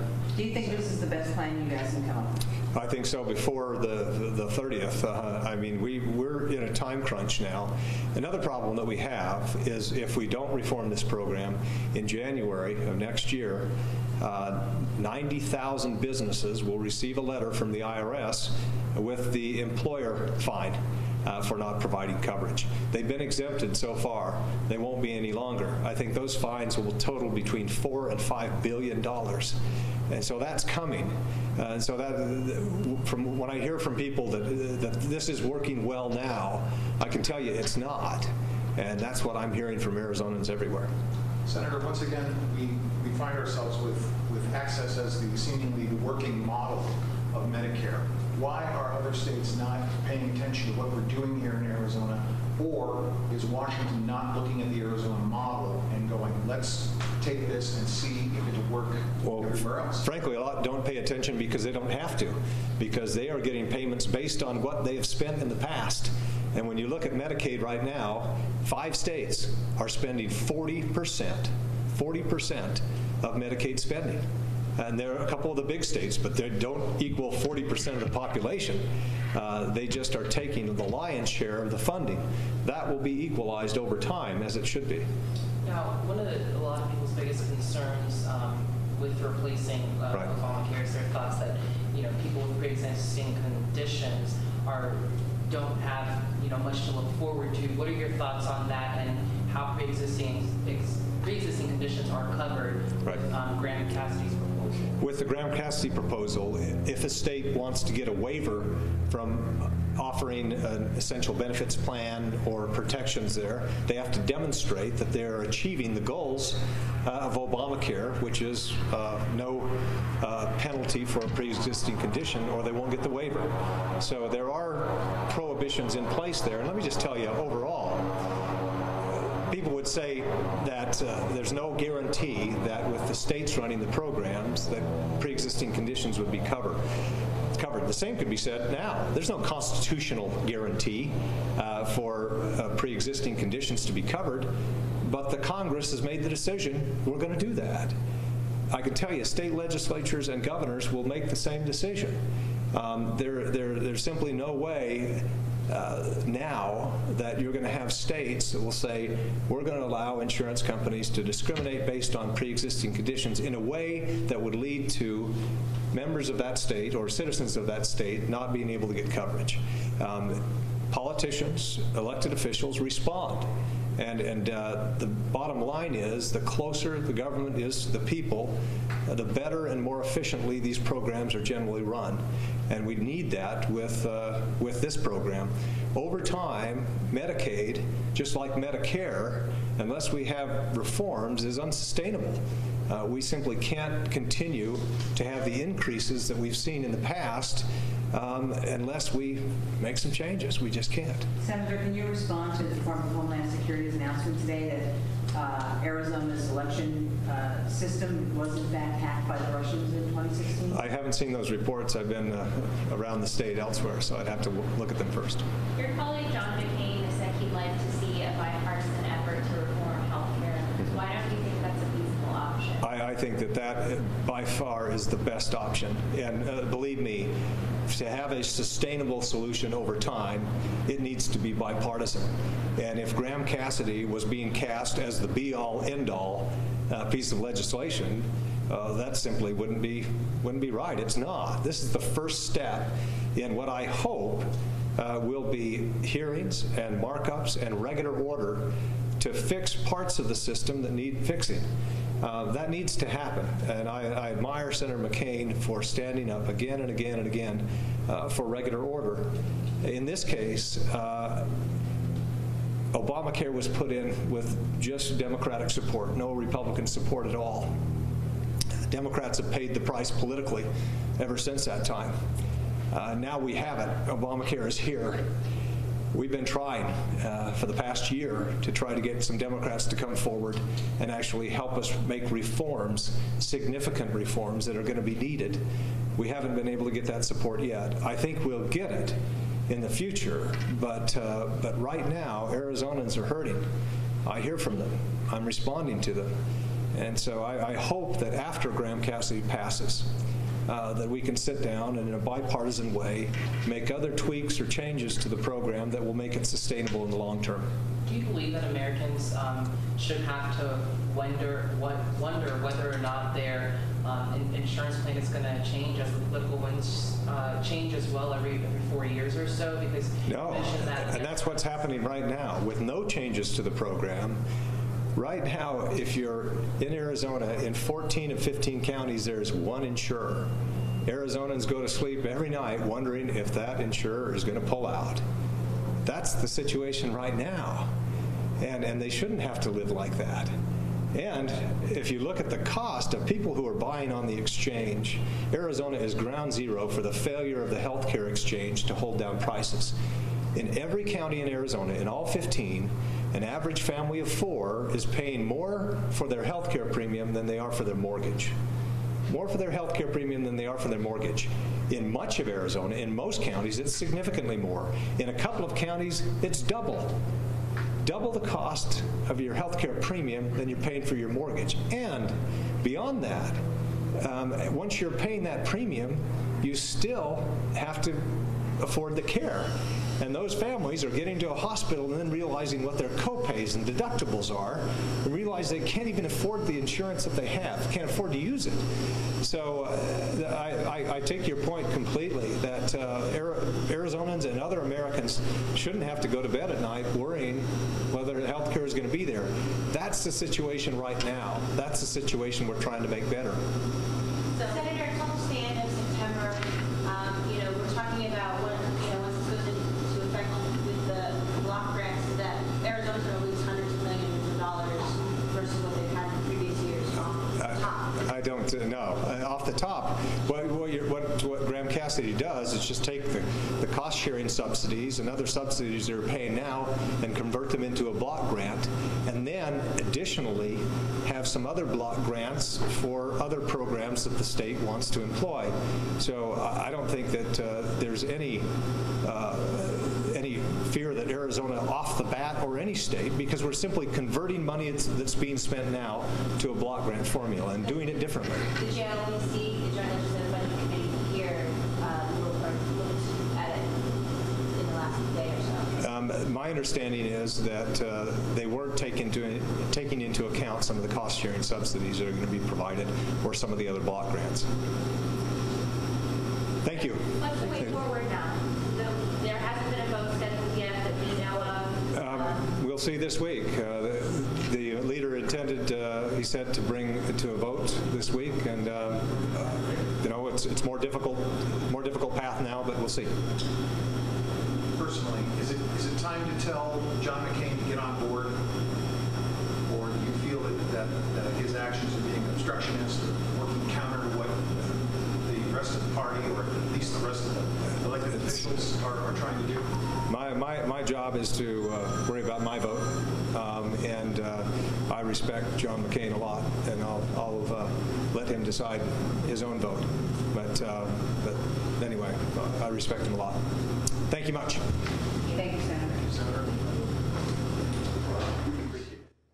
All right, everyone. So we just heard from Senator Jeff Flake speaking live there in Mesa. Fox 10's Stefania Okoli was there. You could hear her answering a few questions. Again, Senator Flake commenting on the repeal and replace of Obamacare. Obviously, he is asked about McCain's statement. McCain saying earlier today that he would not support the Graham Cassidy proposal as is. Senator Flake simply saying he respects McCain and he'll let the senator make his voice heard. Let's move on now back to the health care speech from Bernie Sanders. Insurance companies.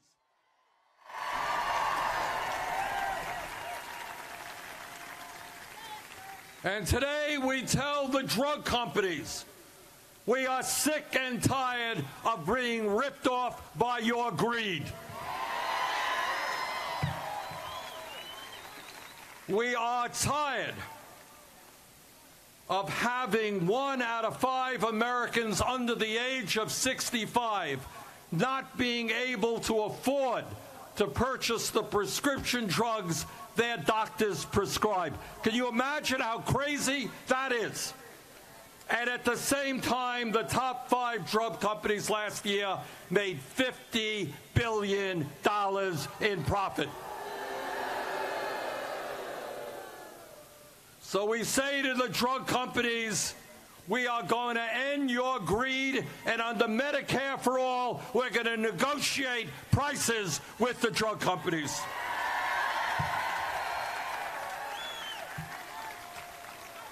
And today we say to the small business community, get on board Medicare for All, because it's going to benefit you substantially. Right now, all across this country, small businesses are spending an enormous amount of time and energy and money trying to figure out how they're going to provide cost-effective health care to their workers. Under a Medicare for All single-payer system, that worry is gone. All of your workers will have health care as a right. And today we say to millions of workers all across this country who are at jobs they would rather not be at, except for the fact they have decent health care on those jobs. Think about an America where everybody has health care as a right, and you can go out and start the businesses and do the jobs you love rather than staying in a job you don't want to be at.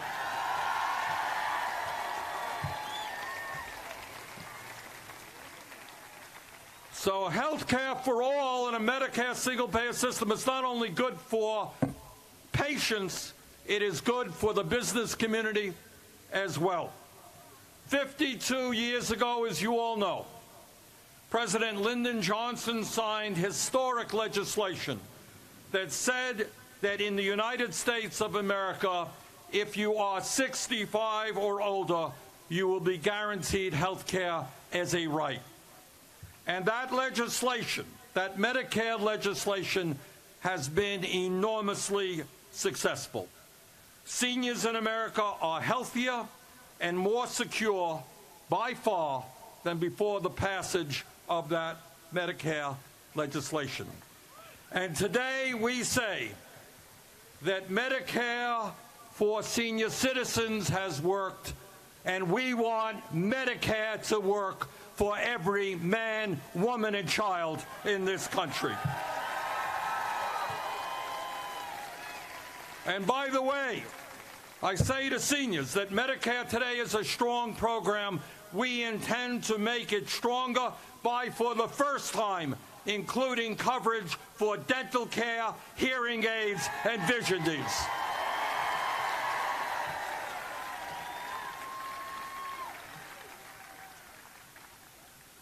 The Affordable Care Act, I think, as we all know, made significant improvements to our health care system. It provided health insurance to 20 million Americans who did not have it. It did away with the obscenity of insurance companies denying care to people with pre-existing conditions. But we must be honest and acknowledge that with all the gains of the ACA, it has not gone far enough. 28 million Americans still have no health insurance, and many more are underinsured with high co-payments and high deductibles. And our job today is to say that we are going to have a health insurance that does away with all co-payments, all deductibles.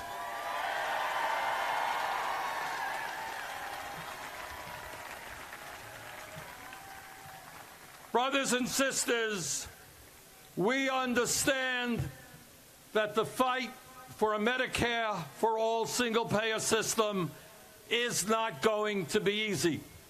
Last year, I was here in California in support of Proposition 61, a proposition that would have lowered drug costs in this state. The pharmaceutical industry spent $130 million to defeat that legislation in one state.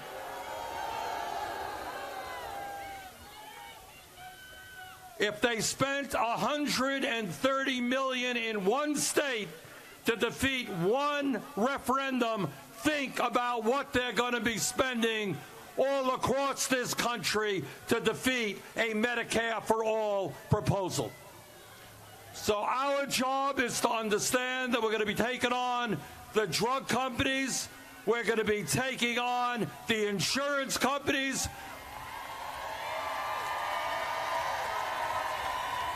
we're going to be taking on the medical device companies.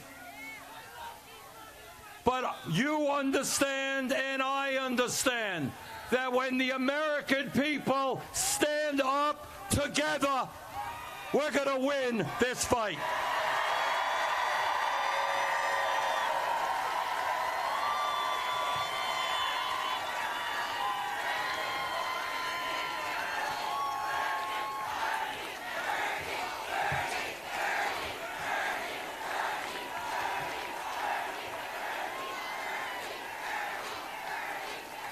And I'm happy to tell you, and this is really good news, not only do we have 16 co-sponsors in the Senate, a whole lot of co-sponsors in the House. In addition, every poll that I have seen indicates that more and more Americans support a Medicare for all single-payer program.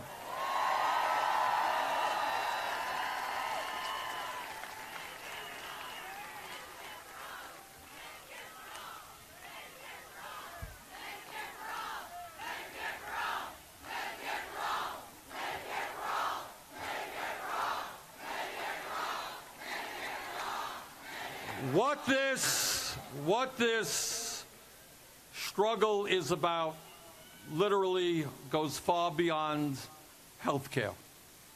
It is a struggle about what this great nation stands for.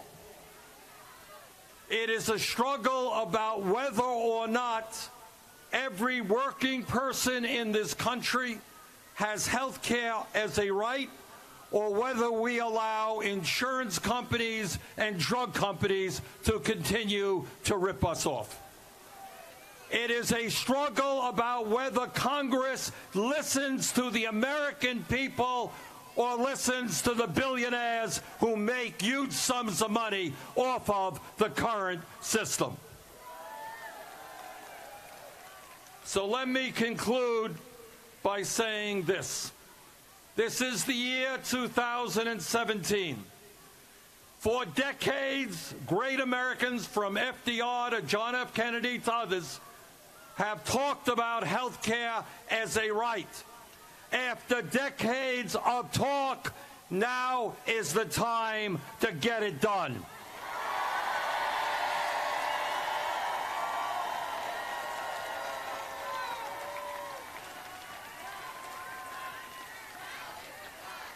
So I want to thank our sisters and brothers in the National Nurses United for helping us lead this effort. And I want to thank people all across this country who are literally saying enough is enough, who are saying that it is an international embarrassment that we remain the only major country not to guarantee health care to all, who are saying that it is economically unsustainable for us to be spending $10,000 per person on health care. So our job now is to bring our people together. We're going to defeat this disastrous Graham-Cassidy bill, and then we go on and pass Medicare for all. Thank you all very much.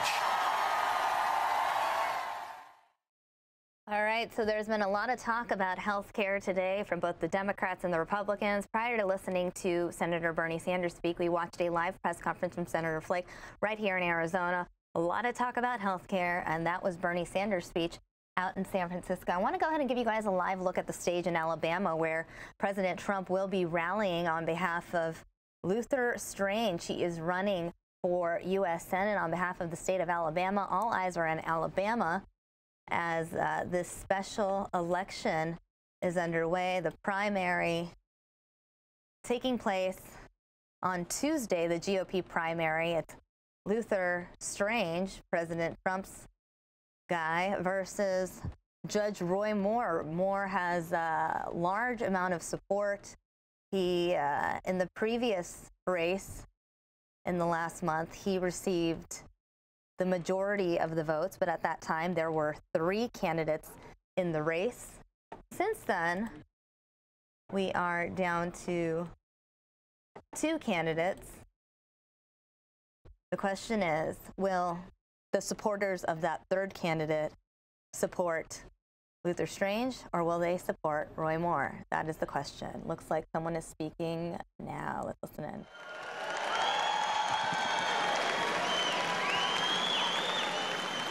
If everyone will kind of be making their way to their seat, we would appreciate it. We want to welcome everybody to the big Luther Strange for Senate rally.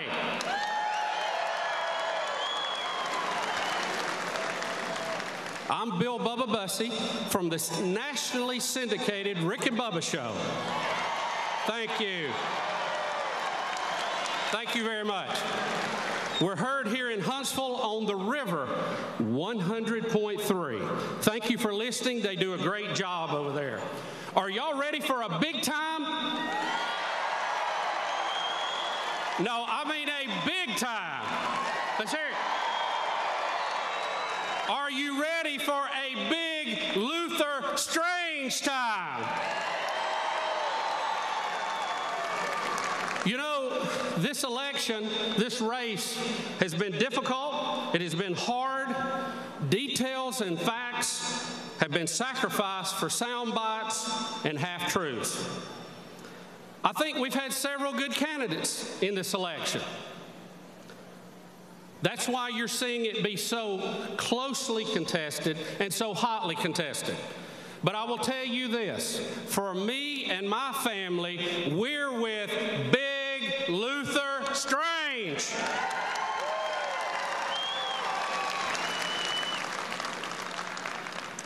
I've known Luther for a long time. I knew him before he ever entered public service. When he told me he was going to run for public office, he asked me what I thought. And I told him, I said, I think you're too nice. I think you're too nice. He is a nice guy. But then once he got into office, I saw how he attacked the job. I saw how hard he worked. I saw the way that he fought for jobs. I saw the way he ran the AG office. And I saw the way that he has been working for the Trump agenda in the Senate already.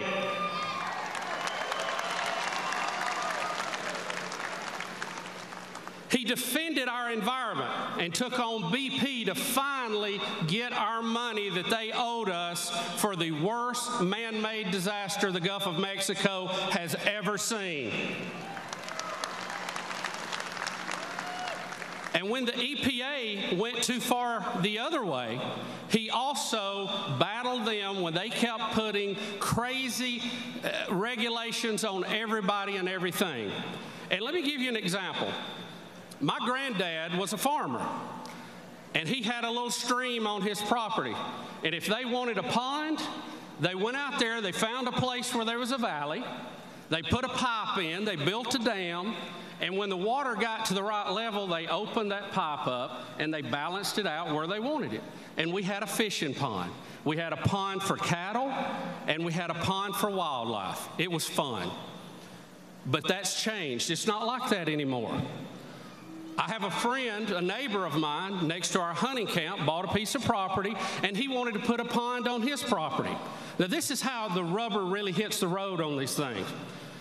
He went and tried to permit that, and I have never heard of so many things he had to go through. It was literally going to cost him hundreds of thousands of dollars to dam up the smallest little creek I have ever seen. Now, I'm not talking about a big creek. Now, the EPA called it a navigable waterway. All right, everyone, so we were just listening into the beginning of this Luther Strange rally in Alabama. President Trump will be speaking at this event as well. Make sure to go to our Facebook page. That's facebook.com/Fox10Phoenix, and you can watch the rest of the rally there, including President Trump's speech. Stay tuned.